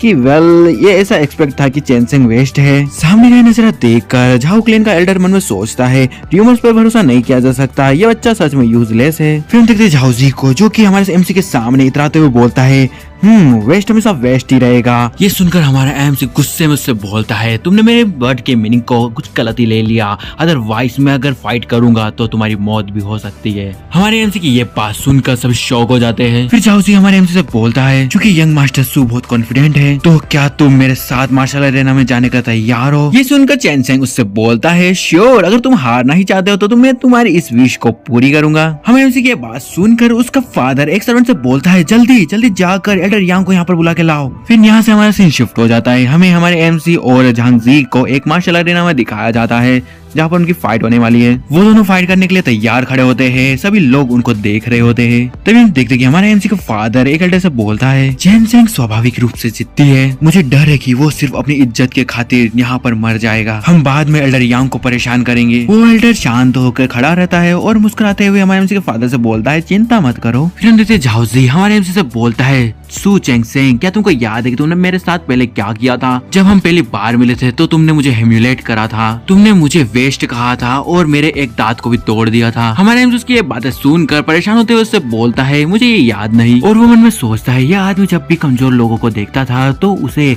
धमकाने लगता था और अनगिनत बार लोगों को पीटता था, उसे कौन याद रख सकता है? ये सुनकर झाओजी हमारे एमसी से बोलता है, तुम कमीने, भले तुमने तुम्हारी कल्टीवेशन खो दी लेकिन तुम अब भी एरोगेंट हो, मैं देखना चाहता हूँ कि तुम्हारे पास कौन सी क्वालिफिकेशन है। और वो अपनी स्वॉर्ड के बारे में बताता है, ये मीडियम ग्रेड का स्पिरिट स्वॉर्ड है। ये देखकर हमारे एमसी के फैमिली वाले हैरान होते हुए बोलते हैं, जाओ फैमिली के पास एक्चुअली में एक स्पिरिट स्वॉर्ड है, उन्होंने प्रोबेबली अपने खजाने को खाली कर दिया। तुम इसके अपीयरेंस से इसके बारे में नहीं बता सकते, लेकिन ये डेफिनेटली एक मीडियम ग्रेड से ज्यादा का नहीं है। आखिर चैन सेंग की स्वॉर्ड की क्वालिटी क्या है? फिर झाओजी हमारे एमसी से बोलता है, जूनियर ब्रदर सू, प्लीज अपनी स्वॉर्ड को निकालिए। ये सुनकर हमारे एमसी से बोलता है, झाओजी बेटर होगा कि तुम अपनी स्वॉर्ड को ना निकालो, अगर तुमने ऐसा किया तो तुम मर जाओगे। ये बातें सुनकर झाओजी हमारे एमसी से बोलता है, सू चैंग सेंग, बकवास बातें करना बंद करो और अपनी हार को मान लो। और वो ये कहने के साथ ही हमारे एमसी पे अटैक कर देता है। वहाँ पर लोग उसके बारे में बात कर रहे होते हैं। उसने फाउंडेशन एस्टेब्लिशमेंट के मिडिल स्टेज से ब्लड सिंकिंग स्वॉर्ड टेक्निक को कल्टीवेट किया है। झाओजी सच में स्ट्रॉन्ग है। दूसरा बंदा बोलता है, हाँ ये sword blood sinking sword technique के साथ एक्सट्रीमली कंपैटिबल है, इसकी पावर प्रोबेबली डबल है। झाओजी हमारे एमसी की ओर अटैक करते हुए बोलता है, सू चैंग सेंग, आप इसे फिनिश करते हैं। उसको देखकर हमारे एमसी सोचता है, मैं सिर्फ ट्रिपल फाउंडेशन एस्टेब्लिशमेंट स्टेज पर हूँ और हमारे बीच का गैप बहुत ज्यादा बड़ा है, और अगर मैं कम अंतर से हारता या जीतता हूँ तो झाओ शू डेफिनेटली सस्पिशियस होगी। लेकिन फॉर्चुनेटली मेरे हाथों में चैन सेंग की स्वॉर्ड है। हालांकि सिर्फ झाओ शू ही इस स्वॉर्ड को यूज कर सकती है। फ्यूचर में मेरे देखे गए ड्रीम के अकॉर्डिंग मैं स्टील रिस्ट्रिक्शन को एक्टिव कर सकता हूँ। फिर चैन सेंग उसके हाथ में रखी स्वॉर्ड को कस के पकड़ता है और उस स्वॉर्ड की थोड़ी सी पावर्स को एक्टिवेट कर लेता है, जितनी पावर्स को वो एक्टिवेट कर सकता था। और इसी के साथ वो उस स्वॉर्ड को अपने आगे करते हुए झाओजी के अटैक को उस स्वॉर्ड से ब्लॉक कर लेता है। उन दोनों की स्वॉर्ड को टकराने के कारण वहाँ पर बहुत ज्यादा प्रेशर पड़ता है, जिससे झाओजी की स्वॉर्ड भी टूट जाती है और वो दूर जाते हुए उड़ता है, लिटरली उड़ ही जाता है। और उसको अपने ऊपर से जाते हुए देख उसके नीचे मौजूद उसके क्लैन के लोग उसको बड़ी हैरानी से देख रहे होते हैं। ये सभी अपने आंखों के सामने होते देख झाओ फैमिली का एक एल्डर सोचता है, उसके स्वॉर्ड के इम्पैक्ट के कारण झाओजी उड़ता चला गया, आखिर ये किस तरह की स्वॉर्ड की स्ट्राइक थी? ये देखकर हमारे एमसी का फादर मन में सोचता है, सच में सू चैंग सेंग यूजलेस होने से कोसों दूर है। और उसका फादर खुश होते हुए मन में सोचता है, चैंग सेंग ने एक्चुअली अपनी ट्रू एबिलिटी को छुपाया। फिर हमारे एमसी बड़े ही एटीट्यूड में वहाँ सभी से बोलता है, यहाँ पर कोई और है जो मेरे साथ फाइट करना चाहता है? झाओ फैमिली का एल्डर बोलता है, अरे नहीं नहीं, आप तो बुरा मान गए। हम देखते हैं पीछे से झाओ शिउ भी आ रही होती है और झाओ शिउ वहाँ पर आते हुए उनसे गुस्से में बोलती है, ग्रैंड एल्डर झाओ जी, तुम यहाँ पर क्या कर रहे हो? फिर हम देखते कि वो ग्रैंड एल्डर घबराते हुए शिव से बोलता है, मिस हम तो यहाँ पर बस एक चैन सेंग के साथ में फाइट करने आए थे। फिर झाओ जी बोलता है, हाँ सिर्फ एक ही मूव के साथ मैं हार गया और बस ये सुनने की देर थी। शिव अपने स्वॉर्ड पर हाथ रखते हुए उनसे गुस्से में बोलती है, सू चैंग सेंग को ऑफेंड करने की तुम्हारी हिम्मत कैसे हुई? मैं तुम सभी को मार डालूंगी। शिव का ये बर्ताव देखकर हमारे एमसी उससे बोलता है, शिव काम डाउन, मैं इसे ऑफेंड की तरह कंसिडर नहीं करूंगा क्योंकि ये सिर्फ एक ऑर्डिनरी स्पैरिंग सीजन था। और वो स्वॉर्ड को शिव के ओर थ्रो करते हुए बोलता है, और हाँ ये स्वॉर्ड भी तुम्हारे लिए गिफ्ट है। ये देखकर हमारे एमसी के फैमिली वाले एकदम हैरान, वो मन में सोचते हैं कि उसने ये पावरफुल वेपन उसे ऐसे ही दे दिया और बस कुछ ऐसा ही बोल रहे होते हैं जो ज्यादा इम्पोर्टेंट नहीं है, इसलिए मैं उसको नहीं बताऊंगा। शिव स्वॉर्ड को पकड़ती है और मन में सोचती है, ये स्वॉर्ड मुझ पर इतने परफेक्ट शूट कैसे कर रही है? ऐसा लग रहा है कि ये मेरा ही कोई पार्ट है। फिर इस स्वॉर्ड को देखकर भाई जी शिव से बोलती है, ये व्हाइट एम्बरर की स्वॉर्ड एम्ब्रियो है, एक डिवाइन रैंक का स्पिरिचुअल वेपन। ये नेचुरली तुम्हारे साथ बहुत कंपेटेबल है। मुझे नहीं पता कि उसने ये कहाँ से ढूंढी, लेकिन प्रोबेबली वो कुछ एंशिएंट इमोर्टल रूइंस में गया होगा। उसने उसे पाने के लिए बहुत ज्यादा एफर्ट लगाए होंगे। ये सुनकर शिव मन में सोचती है एक डिवाइन ग्रेड का वेपन, ये एक ट्रेजर है, उसने इसे खुद के लिए नहीं रखा और उसे मुझे दे दिया। फिर शिव हमारे एमसी से पूछती है क्या ये स्वॉर्ड मेरे लिए है। ये सुनकर हमारे एमसी उससे बोलता है हालांकि इसमें थोड़ा एफर्ट लगाना पड़ा लेकिन हर चीज इसके वर्दी थी। और वो पीछे पलट कर झाओ क्लिन के मेंबर्स को देखता है जिसके कारण वो सभी लोग शॉक हो जाते हैं। और वो फिर मुस्कुराते हुए उन सभी से बोलता है झाओ बो और अदर्स, बहुत ज्यादा टाइम हो गया एक दूसरे को देखे को, तो चलो अंदर चलो और मेरे साथ चाय पियो। हमारे एमसी के मुंह से ये सभी बातें सुनकर वहाँ पर वो सभी लोग सोच रहे होते हैं हाँ क्या सु चेंगसेंग को किसी घोष ने पोजेस कर लिया है, ये इतना पोलाइट क्यों है, ये तो बहुत अजीब है। जब कोई सी चीज अब नॉर्मल होती है तो वहाँ पर शायद डीमन होता है, तो मुझे अपनी लाइफ के लिए यहाँ से भाग जाना चाहिए। और फिर हमारे हमसे बोलता है शिव तुमको भी आना चाहिए। और फिर वो एल्डर बीच में बोलता है नहीं नहीं हमें वापस जाना चाहिए और हमको जाओ जी के इंजरीज को भी तो हील करना है, तो हम यहाँ से पहले निकलते हैं। तभी हम देखते हैं शिव हमारे एमसी का हाथ पकड़ते हुए आगे जाते हुए उससे बोलती है उन पर ध्यान मत दो, चलो अपने काम पर ध्यान देते हैं, मैं अभी भी इम्प्रूव करना चाहती हूँ। जाओ शिव को इस तरह देखकर हमारे एमसी मन में सोचता है सब कुछ खत्म हो गया, ये लड़की वापस से एंडरे में बदल गई। हम देखते झाओ शिव ने उसके सभी फैमिली मेंबर को इग्नोर कर दिया होता है। उनको जाते देख झाओ फैमिली के मेंबर बात करते हैं oh my God rumours actually में सही है। दूसरा बंदा बोलता है डुअल कल्टीवेशन फिजिक। तीसरा बंदा बोलता है हाँ अदरवाइज शिव ऐसा दिन के उजाले में नहीं चाहेगी, चलो चलो उनको परेशान नहीं करते हैं। अरे भाई ये क्या क्या समझ रहे यार। फिर हम देखते हैं कि हमारे एमसी का फादर एक एल्डर से बोलता है चेंगसेंग ने अपनी कल्टीवेशन को बहुत अच्छी तरह से छुपाया। फिर वो एल्डर बोलता है हाँ ऐसा लगता है कि वो पूरी तरह से बदल गया है। फिर उसका फादर बोलता है मुझे उसी तरह महसूस हो रहा है। फिर वो एल्डर बोलता है उसने अभी झाओ फैमिली मेंबर्स को चाय के लिए इनवाइट करा, ये अनइमेजिनेबल था। फिर हम देखते हैं कि झाओ शिव ने हमारे एमसी को चेयर पर बिठा दिया होता है और वो उसके पास आते हुए उससे बोलती है चेंगसेंग तुमने ये स्वॉर्ड मेरे लिए ढूंढने के लिए अपनी लाइफ को रिस्क में डाल दिया, तुम मेरे लिए बहुत अच्छे हो, मेरे पास तुम्हें रिपे करने के लिए कुछ भी नहीं है, तो कैसा होगा कि मैं खुद को तुम्हें ऑफर। हमारे एमसी जो कि वहाँ मासूम प्राणी बन के बैठा होता है वो उससे बोलता है मुझे ऐसा लगता है कि ये नेसेसरी नहीं है। और फिर हम देखते हैं कि झाओ शिव गुस्से में और साथ ही साथ अपने कपड़े उतारते हुए हमारे एमसी से बोलती है चेंगसेंग मुझे ऐसा लगता है कि तुम मुझे रिजेक्ट कर रहे हो। फिर हम देखते हैं कि शिव हमारे एमसी पे चढ़ जाती है और हमारे एमसी की नजर उसके अरमानों पर ही होती है और वो उधर ही देखते हुए सोचता है ये लड़की बहुत चंचल है, क्या ऐसा हो सकता है कि ये लव सीख के लास्ट स्टेज पर हो, और अगर ऐसी ही बात है तो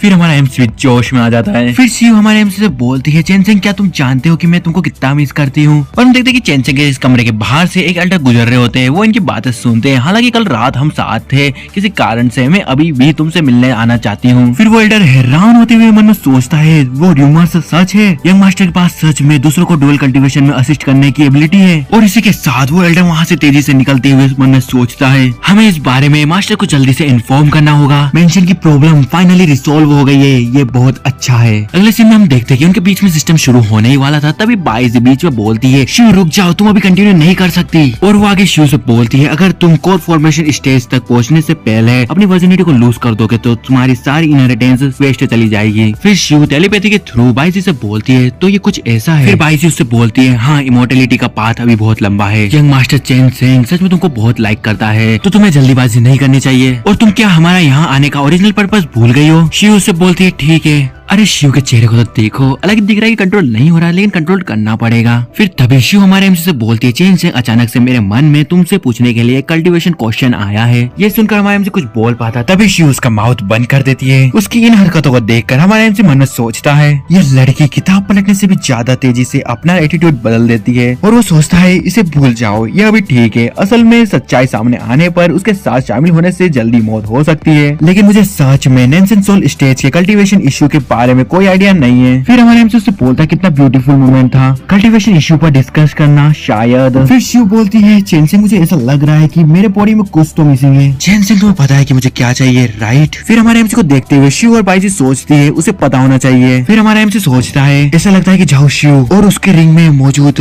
वुमेन बाइजी मुझ पर अभी भी ट्रस्ट नहीं करती है। फॉर्चुनेटली मैंने झाओ शिव का फ्यूचर देखा है और मुझे पता है कि वो क्या है। और फिर हम देखते हैं कि वो शिव के हाथ को पकड़ता है और उसके हाथ को अपने चेस्ट पे रखते हुए बोलता है वाई टेम्परेरी ब्लड लाइन को अवेकन करना मोर्टल बॉडी को डैमेज देता है, तो तुम्हें कुछ ऐसा चाहिए जो तुम्हारी फिजिक को रिस्टोर कर दे, जिसको लेने के बाद तुम ठीक हो जाओ। ये सुनकर शिव हैरान हो जाती है। फिर बाइजी शिव से बोलती है शिव इसे अब और टेस्ट करने की जरूरत नहीं है, ये सच में एक ट्रांसेंडेंट इंसान है जो रिइनकार्नेट हुआ है। फिर शिव हमारे एमसी से बोलती है ओके चेन सेंग मैं समझ गई, मैं उस आइटम को ढूंढने जाऊंगी, इसमें समय लग सकता है। फिर हमारा एमसी बोलता है कुछ समय कोई जरूरत नहीं है, मैं पहले से ही जानता हूँ कि वो कहाँ है। ये सुनते से बाईजी और शिव हैरान होते हुए हमारे एमसी से पूछती है तुम जानते हो? फिर हमारे एमसी बेड पे से खड़ा होते हुए शिव से बोलता है ऑलमोस्ट ये वही टाइम है जब टॉप 10 होली लैंड से डिसेबल्स को रिक्रूट करेंगे। ये सुनने के साथ ही शिव हमारे एमसी से बोलती है वो चीज होली लैंड है, कौन सा? फिर हमारे एमसी गुस्से में बोलता है सुप्रीम स्वॉर्ड सेक्ट। ये सुनते से ही शिव हैरान होते हुए हमारे एमसी से पूछती है वो जिसने तुम्हें एक्सपेल किया था? फिर चेन सिंह उससे बोलता है ये उनका फॉल्ट नहीं था।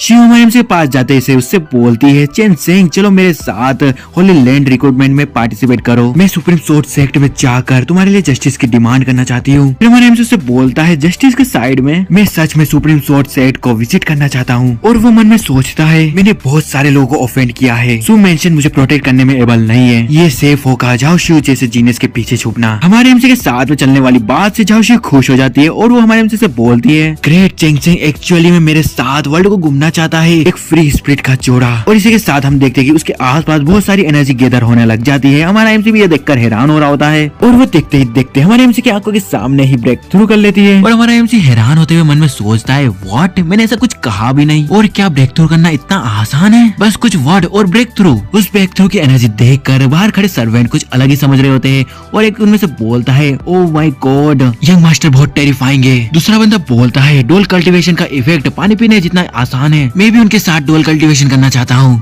भाई ये सुनकर दूसरा बंदा बोलता है तुम एक मैन हो, क्या डोल कल्टीवेशन है?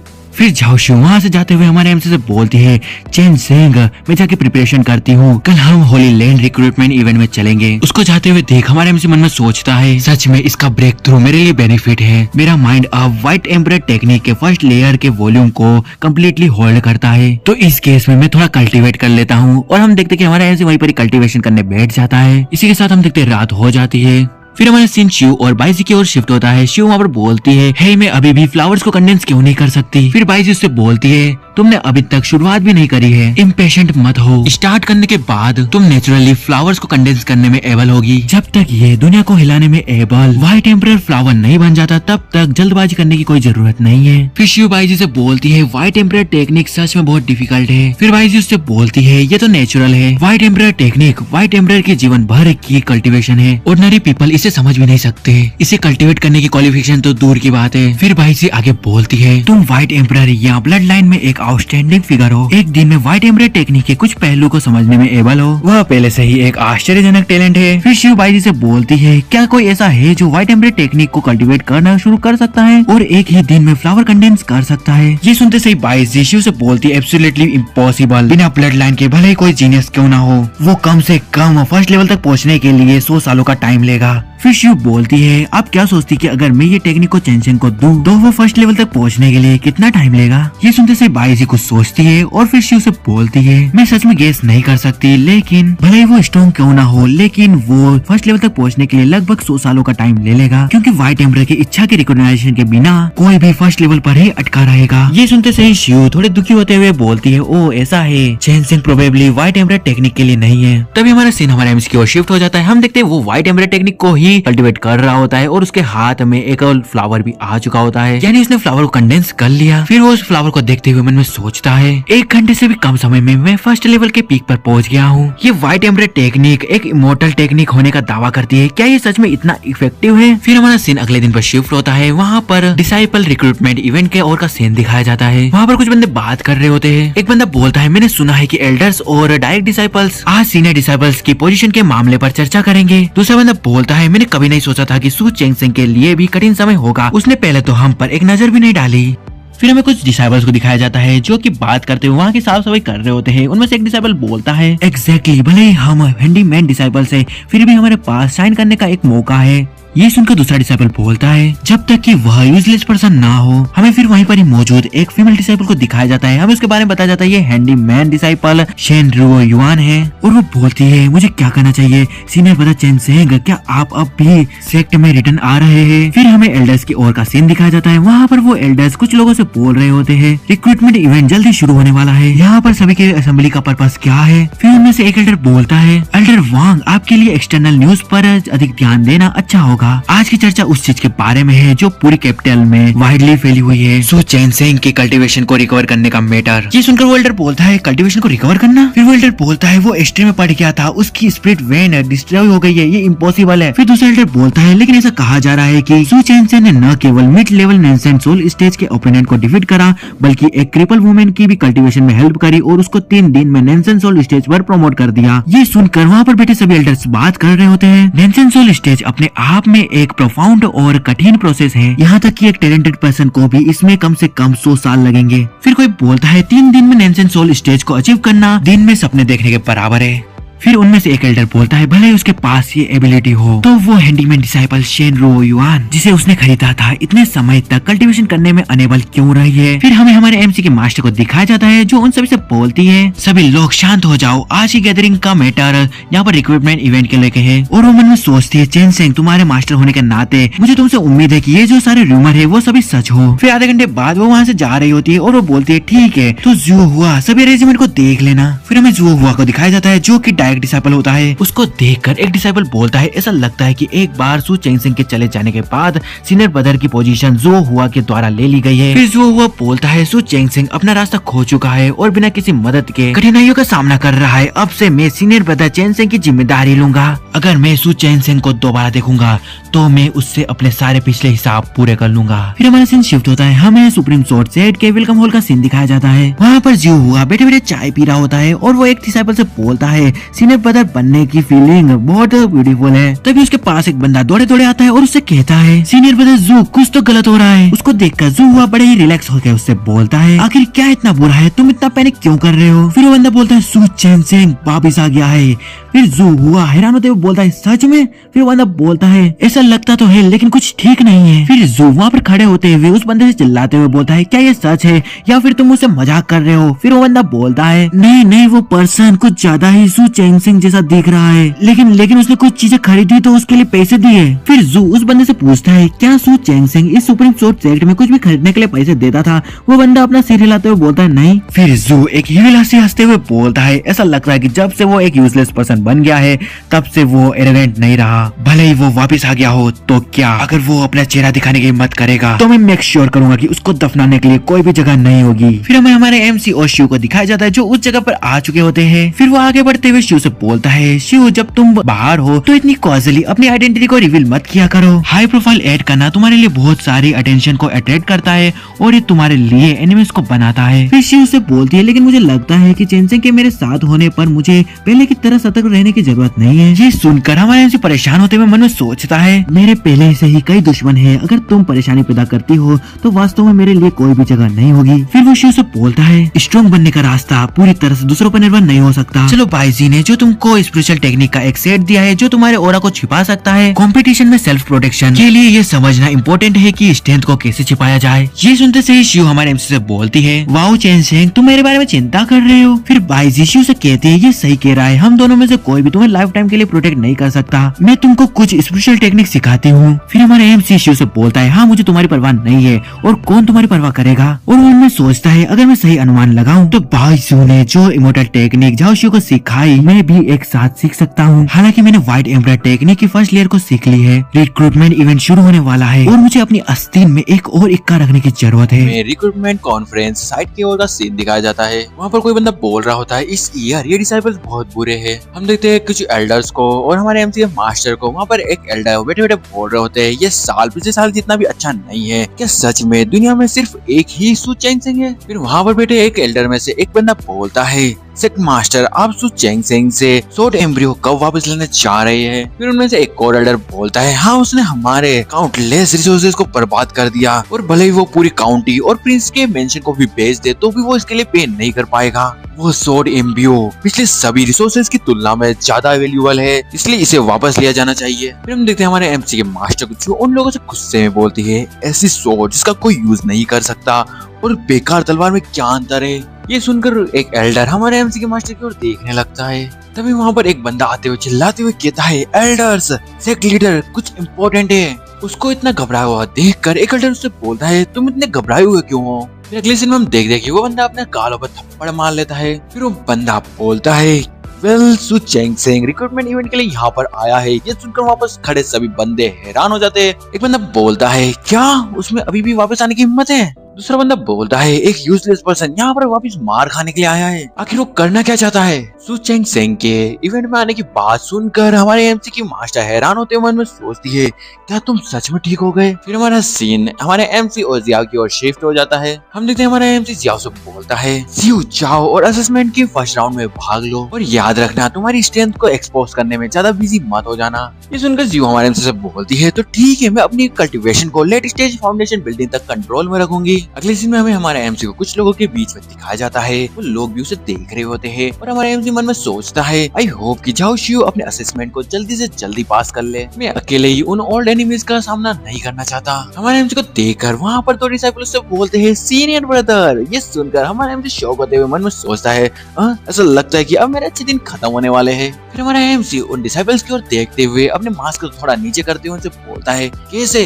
फिर हमें उन्हीं दो डिसाइपल्स को दिखाया जाता है जो खुश होते हुए बोलते हैं ये तो सच में सीनियर ब्रदर है। फिर वहाँ पर मौजूद सभी डिसाइपल हमारे एमसी को ग्रीट करते हुए उससे बोलते हैं सीनियर ब्रदर को कमबैक करने के लिए कांग्रेचुलेशन। तभी हमारे एमसी से दूर कुछ डिसाइपल्स को दिखाया जाता है जो हमारे एमसी को देखते हुए बात कर रहे होते।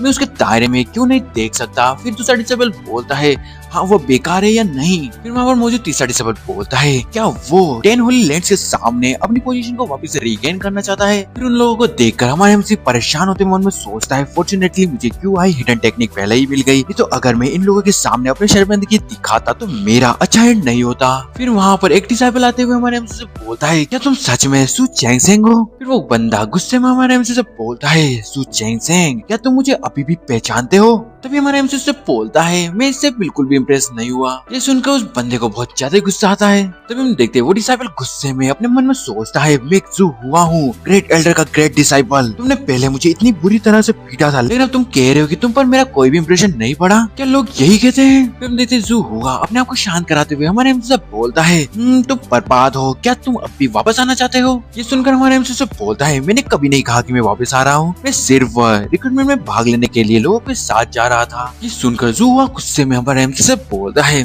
भले ही लोग बेकार है फिर भी वो मेरे पीछे आते हैं, अलग होने का दिखावा करते हैं। तभी हमें कुछ लोगों की आवाज आती है। वो बोल रहे होते हैं वाओ उस टेस्ट स्टोन की ओर देखो बहुत शानदार। तो वो अभी उधर की ओर देखता है और देखकर बहुत हैरान होता है। हम देखते हैं वहाँ पर वो टेस्ट स्टोन बहुत तेज ग्लो कर रहा होता है और उसके अंदर से बहुत ज्यादा एनर्जी निकल रही होती है और ये करने वाली और कोई नहीं हमारी सियाओ होती है। और हमें उसी टेस्ट स्टोन और सियाओ को दिखाया जाता है लिटरली उस टेस्ट स्टोन में से बहुत ज्यादा एनर्जी निकल रही होती है और वो गोल्डन कलर में ग्लो कर रहा होता है। फिर हम देखते हैं सियाओ को जो अपनी एनर्जी उस स्टोन पर डाल रही होती है। उसको देखकर एक बंदा बोलता है 10 सेकेंड इन ए टाउस्ट बॉडी। अगले दिन में हम देखते हैं कि उस स्टोन में से बहुत तेज एनर्जी आसमान की ओर निकलती है। उसको देखकर हमारे एमसी की मास्टर बोलती है ये एक्चुअली में इनर टाउस्ट बॉडी है और एक एल्डर बोलता है सेकंड सु चेंग अपीयर हो चुका है। फिर वो एल्डर बोलता है हालांकि रियल में थोड़ा लो है लेकिन इस बॉडी की लाइट बहुत स्ट्रॉन्ग है। और कोई बोलता है होली लैंड में एक नया टाउस्ट बॉडी बनने जा रही है। फिर हम देखते हैं जू हुआ को जो सामने का नजारा देखते हुए अपने मन में सोचता है क्या ये पर्सन वही पर्सन हो सकता है जिसके बारे में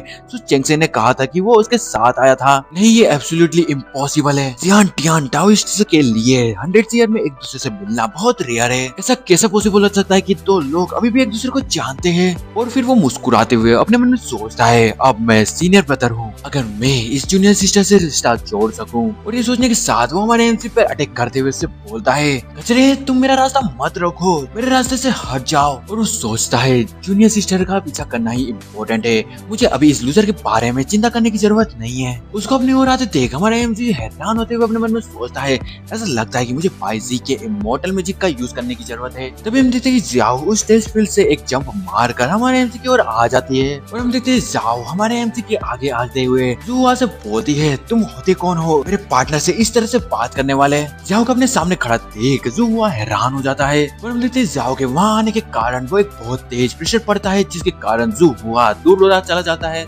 जियाओ को हमारे एमसी के पास खड़ा देख सेक्ट लीडर और बाकी सारे एल्डर्स हैरान हो जाते हैं। उनमें से एक एल्डर बोलता है वो सु चेंगसेंग की पर्सन है। फिर हम देखते हैं जू हुआ खड़े होते हुए जियाओ से बोलता है अनएक्सपेक्टेडली सीनियर ब्रदर सु एक यूजलेस पर्सन बन गया है जिसे अपनी प्रोटेक्शन के लिए एक वुमेन की जरूरत पड़ रही है। ये सुनकर जियाओ से बोलती है एक यूजलेस पर्सन, तुमसे किसने कहा कि सु चेंगसेंग एक यूजलेस पर्सन है। ये सुनकर सभी एल्डर्स वहाँ पर बात कर रहे होते हैं। उनमें से एक एल्डर बोलता है क्या ऐसा हो सकता है कि सु चेंगसेंग के पास सच में कुछ कल्टीवेशन स्किल्स है। उस एल्डर की बात सुनकर दूसरा एल्डर उससे बोलता है ये इम्पॉसिबल है, अगर सू चेंगसेंग सच में ऐसा कर सकता है तो वो निश्चित रूप से फ्यूचर में इमॉर्टल किंग बन जाएगा। फिर तीसरा एल्डर बोलता है हाँ ये बिल्कुल इम्पॉसिबल है। फिर हमारा सीन हमारे एमसी की ओर शिफ्ट हो जाता है। हमारे एमसी से सू हुआ बोलता है ये यूजलेस नहीं है। फिर सू चेंगसेंग क्या तुम मुझसे कम्पीट करने की हिम्मत रखते हो? ये सुनकर हमारे एमसी गुस्से में उससे बोलता है क्या तुम कंपटीशन करने के वर्दी हो? फिर हम देखते हैं हमारा एमसी अपना मुंह फैल लेता है और फिर वो यूअर से बोलता है तुम्हारा ख्याल रखना ही काफी है यूअर, तुम मुझे सेकंड राउंड में चुनौती दोगे यूअर, चलो चले। और हम देखते हैं कि यूअर ये सुनकर खुशी खुशी हमारे एमसी के साथ जाने लगती है।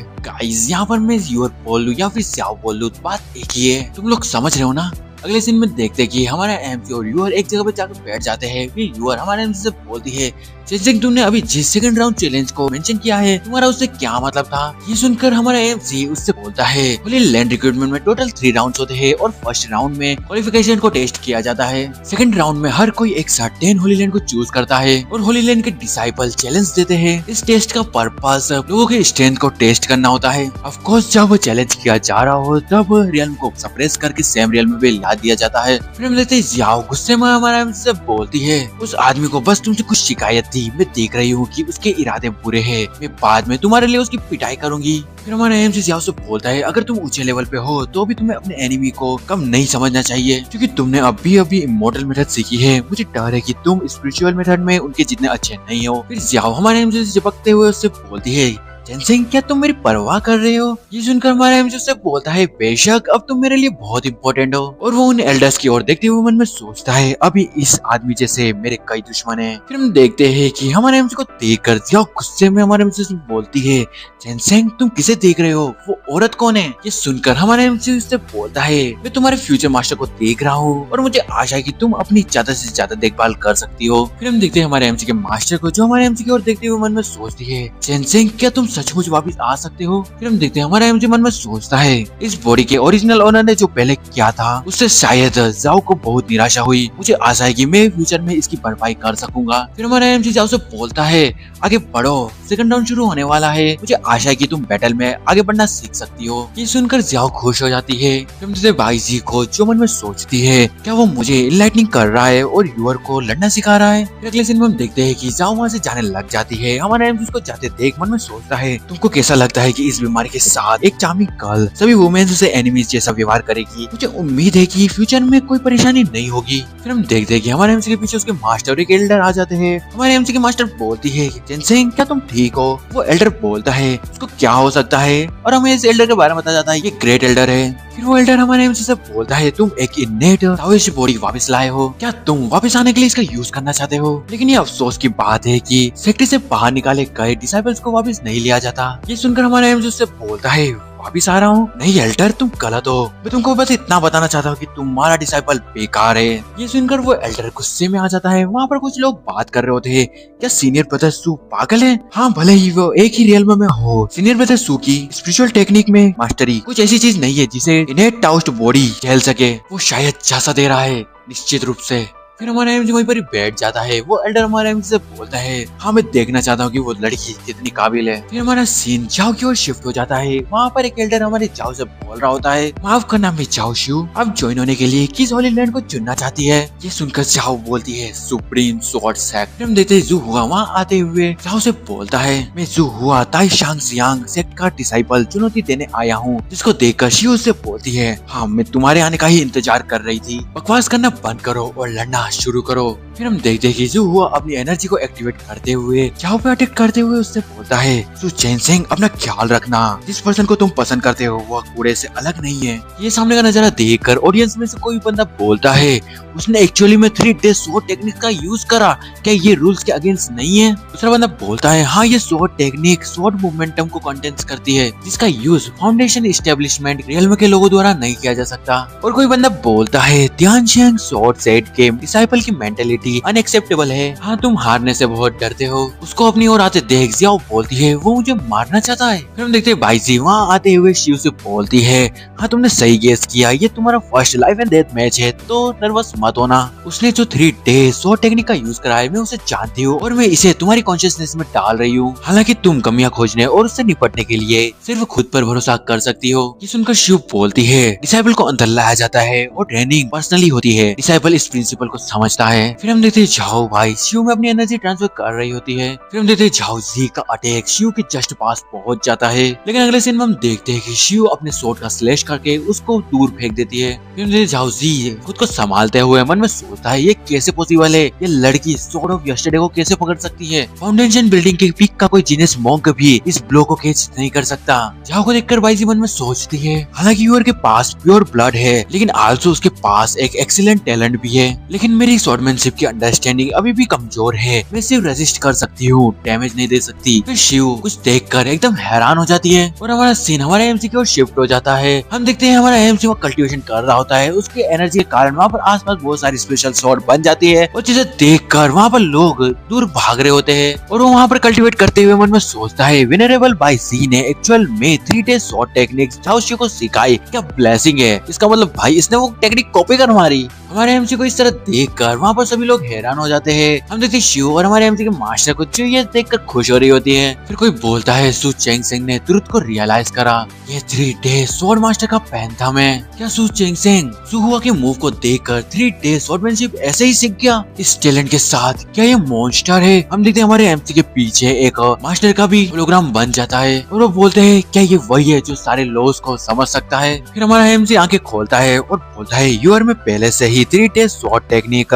Yesterday sword, today sword and तुम्हारे स्वॉर्ड को जानता हूँ। मैंने जो कहा उसके अकॉर्डिंग उसने अपनी स्वॉर्डमैनशिप तोड़ दी है। फिर हम देखते हैं शिव अपना एक बेहतरीन सा लुक देते हुए हमारे एमसी से बोलती है ठीक है मैं तुम्हारी बात सुनूंगी, मैं उसे बताऊंगी कि मेरा पार्टनर कितना औसम है। फिर हम देखते हैं झाओ जी हमारे एमसी के पीछे से स्नेक अटैक करते हुए उससे बोलता है मुझे ये कहने में शर्म नहीं है, आज मेरी स्वॉर्ड को देखो। फिर शिव झाओ जी पे अटैक करने के लिए आगे बढ़ जाती है। हमारा एमसी से बोलता है 3 स्वॉर्डमैनशिप स्वॉर्ड आज स्ट्रॉन्ग है, लेकिन शेंगजिया की पोजीशन में एक वैकेंसी है। यही सुनकर शिव आगे जाते हुए हमारे एमसी से बोलती है हाँ। तभी हम देखते हैं कि शिव झाओ जी के अटैक को ब्लॉक कर लेती है। ये देखकर झाओ जी हैरान होते हुए मन में सोचता है लानत है ये 3 स्वॉर्ड टेक्निक की कमियों को कैसे जान सकती है, और वो शिव पे अटैक करते हुए सोचता है ये जरूरी एक अंधी बिल्ली नहीं होगी जिसने मरे हुए चूहों को मारा होगा। फिर हमारा एमसी मुस्कुराते हुए बोलता है स्वॉर्ड की पावर वीक है और स्पिरिचुअल एनर्जी के टर्नओवर को एडजस्ट करना डिफिकल्ट है। अगर लेवल इनफ नहीं होगा तो स्पिरिचुअल एनर्जी इसे मेंटेन करने के लिए फोर्सिबली सिमुलेट हो जाएगी। फिर हम देखते हैं यू झांग जी पर एक तगड़ा अटैक कर देती है और वो उस पर अटैक करते हुए आगे की ओर बढ़ जाती है। तभी अगले सीन में हम देखते हैं कि झाओ जी नीचे अपने घुटने के बल जमीन में बैठ जाता है, उसके हाथ से उसकी स्वॉर्ड भी गिर जाती है और उसको बहुत सारे कट्स आ जाते हैं, यानी बहुत सारी इंजरी हो गई है और इसके साथ वो ये मैच हार जाता है। तभी हम देखते हैं उसके पास कोई आता है और उससे बोलता है स्पिरिचुअल एनर्जी को जबरन सिमुलेट करने की कीमत तुम्हारे पूरे शरीर को गंभीर दर्द है, मैं यूर को हर जगह तुम्हारी खामियों पर हमला करने दूंगा। इस तरह के दर्द को कई बार बढ़ाना इस समय एहसास होना चाहिए, है ना। हम देखते हैं उससे ये सभी बातें बोलने वाला और कोई नहीं बल्कि हमारा एमसी ही होता है और उसके पीछे वहाँ पर यूर खड़ी हुई होती है। और अगले सीन में हम देखते हैं कि झाओ जी हमारे एमसी के सामने झुक जाता है। सामने का ये नजारा देखकर सारे एल्डर्स हैरान। हमारे एमसी को देखकर एक एल्डर बोलता है ये सच में एक ताओइस्ट बॉडी के साथ पैदा हुआ है, एक ऐसी बॉडी जो सभी लॉस को समझ सकती है। फिर दूसरा एल्डर बोलता है स्वॉर्ड मास्टर के पास सच में एक अच्छा डिसाइपल है, ऐसे ब्राइट मून रिसोर्सेज के साथ ताइशेंग स्वॉर्ड साइड के फ्यूचर में आगे बढ़ने की उम्मीद है। तभी हम देखते हैं हमारे एमसी के पास कोई आता है और उससे बोलता है मुझे उम्मीद नहीं थी। हम देखते हैं हमारे एमसी की मास्टर होती है जो वहाँ आते हुए हमारे एमसी से बोलती है चेन सिंह के पास सच में एक दिन होता है जिसमें उसे वुमेन्स में दिलचस्पी होती है। तभी हम देखते हैं कि शिव हमारे एमसी के आगे आते हुए हमारे एमसी की मास्टर से बोलती है सिर्फ रुचि से ज्यादा चेन सिंह ने कहा है कि मैं उसकी सबसे प्यारी वुमेन हूँ, मुझे नहीं पता कि उसने मेरे लिए कितने प्लान्स बनाए हैं। वो ताइशांग स्वॉर्ड सेक्टर में शामिल होने के बाद मेरे बारे में सोच रहा है। तभी मास्टर हमारे एमसी की ओर देखते हुए बोलती है ओह रियली, कोई आश्चर्य नहीं है कि लंबी उम्र आज इतनी अजीब है। तभी हम देखते हैं कि हमारा एमसी मन में सोचता है नहीं, अगर आप यूर से बात करना अगर जारी रखोगे तो आपको परेशानी हो सकती है। तभी हमारा एमसी यूर से बोलता है यूर हम पहले अपनी आइडेंटिटी रजिस्टर क्यों नहीं कराते थे, और घबराते हुए मन में सोचता है किसी भी स्थिति में पहले उन्हें अलग करना बेहतर होगा। तभी वहाँ पर कोई बोलता है ताई किंग होली लैंड होली कोड ली क्यूंगसू सु चेंग सिंह को श्रद्धांजलि देने आए। क्यांजी होली लैंड होली कोड क्यांजू सु चेंग सिंह को श्रद्धांजलि देने आते हैं। याओ गुआन होली लैंड होली गॉड ली लुओ सु चेंसेन को श्रद्धांजलि देने आए और इसी के साथ हम देखते हैं ये कुछ लोग आसमान से नीचे की ओर उतर रहे होते हैं। उनको देखकर वहाँ मौजूद लोग बात कर रहे होते हैं। Oh my God, ordinary time में होली कोर्ट्स को देखना कठिन है, लेकिन आज यहाँ बहुत सारे होली कोर्ट्स है। एक बंदा बोलता है अलविदा अलविदा, वे सभी यहाँ सु चेंसेन के लिए है। ये सब देखकर हमारा एमसी परेशान होते हुए मन में सोचता है, क्या मैंने आज होली मास्टर की लेयर में चूना खोप दिया है? तभी उनमें से एक गॉडेस हमारे एमसी से बोलती है, सु चेंसेन क्या तुम ताई किंग होली ब्लेंड में हमारे साथ शामिल होने के इच्छुक हो? ये देखकर हमारा एमसी बिल्कुल हैरान। तभी हम देखते हैं उन गॉड्स में से एक टकला सा बंदा आते हुए हमारे एमसी से बोलता है, फेलो दाविस्ट ली, सु चेंसेन स्पष्ट रूप से लाइफ लो का अभ्यास करने में टैलेंटेड है। प्लीज इस दुर्लभ व्यक्ति को गुमराह न करे जो सभी प्रकार के लो को समझ सकता है। तभी उनके पीछे दो बंदे आते हुए उनसे बोलते हैं, दोनों होली मास्टर सु चेंसेन हमारे सुप्रीम सोर्स सेक्टर से है। ये सुनकर वो मास्टर उन दोनों से बोलते हैं, क्या तुमने उसे सेक्टर से एक्सपेल नहीं कर दिया था? फिर अगले सीन में हम देखते हैं कि वो चारों होली मास्टर्स हमारे एमसी के आसपास जाकर उसे अपने होली लैंड में शामिल करने के लिए उससे रिक्वेस्ट करने लग जाते हैं। यानी बोलो तो उसको बोल रहे होते हैं, उसको मतलब उसके ऊपर प्रेशर डाल रहे होते हैं कि हमारे होली लैंड को ज्वाइन करो, कुछ ऐसा ही। उन सभी को अपने आसपास मंडराता देख हमारा एमसी परेशान होते हुए मन में सोचता है, सभी धर्मों की सर्वशक्तिमान क्या है? इनेट ताओइस्ट बॉडी क्या है? मास्टर क्या आप यहाँ पागल होना बंद कर सकते हैं? मैं सु चेंसेन सच में बेकार हूँ। और वो फिर उन होली मास्टर्स को लड़ते हुए देख मन में सोचता है, रीजन जिस लिए होली लॉर्ड्स ने अपना एटीट्यूड चेंज करा, क्योंकि यह इस फीलिंग से ज्यादा कुछ नहीं है कि मैं एक डिस्परेट सिचुएशंस के पीछे निकला हूँ और वर्ल्ड में एक अनपैरेलल्ड टैलेंट के रूप में रिबॉर्न हुआ हूँ। और वो सोचता है, अगर मैंने सिर हिलाया होता तो मुझे डर है कि जैसे ही मुझे ले जाएंगे मेरी ओरिजिनल पावर्स रिवील हो जाएगी। और वो फिर घबराते हुए सोचता है, अगर झाओशु को पता चला कि मैं उससे झूठ बोल रहा था तो ये बहुत बुरा होगा। तब हम देखते हैं कि वो टकला मास्टर हमारे एमसी के पास आके उससे बोलता है, छोटे दोस्त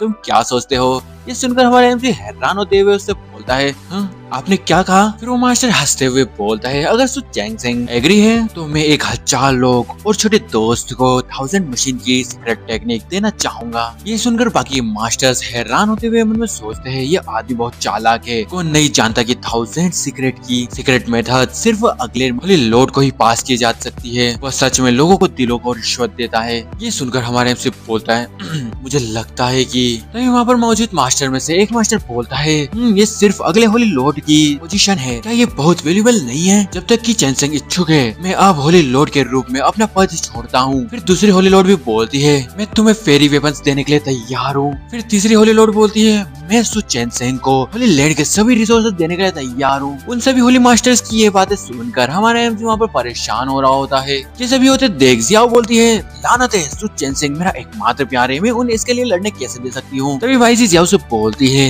पेशेंस रखो, क्या ये लोग सचमुच सोचते हैं कि वो सु चेंसेन को मोहित कर सकते हैं? हम ताइशांग सोर्ट सेक्ट में ओरिजिनली तुमको ट्रेनिंग देने की सुविधा के लिए आए थे। ये चीज इमॉर्टल लॉर्ड्स के नजर में सिर्फ एक मजाक है। फिर जियो बोलती है, अगर कोई दूसरा मोंग होता तो वह सब कुछ करने में एबल हो सकता था, लेकिन सु चेंसेन कभी भी ऐसा करने में एबल नहीं होता। तभी हम देखते हैं हमारा एमसी उनको लड़ते हुए देखता है और उनसे बोलता है, क्यों? तभी वो लोग लड़ना बंद कर देते हैं और उनमें से एक होली लॉर्ड हमारे एमसी से बोलती है, छोटे दोस्त सु, लेकिन सिर्फ हम झगड़ने पर ध्यान केंद्रित करते हैं, जिससे मैं दुखी होती हूँ। तभी हम देखते हैं कि हमारा एमसी उन लोगों से बोलता है, चेंसेन उनकी सराहना करने के लिए सभी सीनियर्स का आभारी है, लेकिन प्लीज चेंसेन को मना करने की अनुमति दे। और वो फिर दुखी होते हुए मन में सोचता है, चीजें अच्छी चीजें हैं, लेकिन मैं उनका आनंद लेने के लिए धन्य नहीं हूँ। तभी हम देखते हैं उन मास्टर में से एक मास्टर बोलता है, तो सु चेंसेन कहाँ जा रहा है? तभी हमारे एमसी उनसे बोलता है, सुप्रीम सोर्ड सेक्ट। ये सुनकर एक मास्टर हैरान होते हुए हमारे एमसी से बोलता है, क्यों? तुम उन्हें सेक्ट से निकालने के लिए ब्लेम क्यों नहीं करोगे? तभी हमारे एमसी अपने दिल पर हाथ रखते हुए बोलता है, सिर्फ इसीलिए कि सुप्रीम सोर्ड सेक्ट में ऐसे लोग हैं जिनसे हमेशा के लिए अलग नहीं हुआ जा सकता।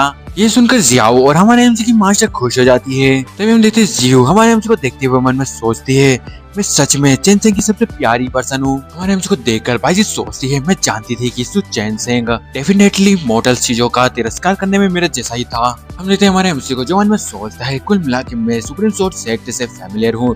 दूसरी ओर supreme sword sect 10 holy lands में से पहला है। अगर तुम टाइड हक पर स्विच करना चाहते हो तो पॉसिबली ये बेटर होगा। हमारे एमसी की बातें सुनकर भाई सुप्रीम सोर्ड सेक्ट के डिसाइबल्स के तो अलग ही हरकतें चल रही होती है। तभी हम देखते हैं वो दोनों डिसाइबल हमारे एमसी के पास में आ जाते हैं। उनमें से एक डिसाइबल रोते हुए हमारे एमसी से बोलता है, चेन-सेंग पिछली शिकायत के बावजूद आप बहुत उदार हो, आप सच में हमें शर्मिंदा करते हैं। ताइशंग जियानगोंग, अरे नहीं, वे डायनेस्टी में आपका होना देश के गौरव की बात है। उनकी बातें सुनकर हमारे एमसी बोलता है, दरअसल मैं इतना ग्रेट भी नहीं हूँ। दोस्तों यहाँ पर कहीं पे सुप्रीम सोर्ड सेक्ट बोला है और तो कहीं पर ताइशंग सोर्ड सेक्ट बोला है, तो अगर मैं दोनों में से कुछ भी बोलूं तो दोनों बात एक ही है ना। तभी हम देखते हैं हमारे एमसी का ये नेचर देखकर वो होली लॉर्ड खुश हो जाते हैं और एक होली लॉर्ड ताली बजाते हुए हमारे एमसी से बोलता है, हम्बली, और फिर वो वहाँ से जाते हुए बोलते हैं, सु चेन-सेंग, तो फिर उस मामले में किस्मत से दोबारा मिलेंगे। तभी हम देखते हैं कि वो लॉर्ड वहाँ से जाने लगते हैं और उनमें से एक लॉर्ड दूसरे लॉर्ड से बोलता है, तो इननेट टाउस्ट बॉडीज में से सु चेन-सेंग वह है जो सभी लॉस को समझ सकता है। इस रिक्रूटमेंट मीटिंग में ताइशंग सोर्ड सेक्ट ने डिसाइपल और प्रेस्टीज दोनों जीते। तभी हम देखते वो लेडी होली लॉर्ड उनसे बोलती है, आज जो हुआ की घटना के कारण ताइशंग सोर्ड सेक्ट को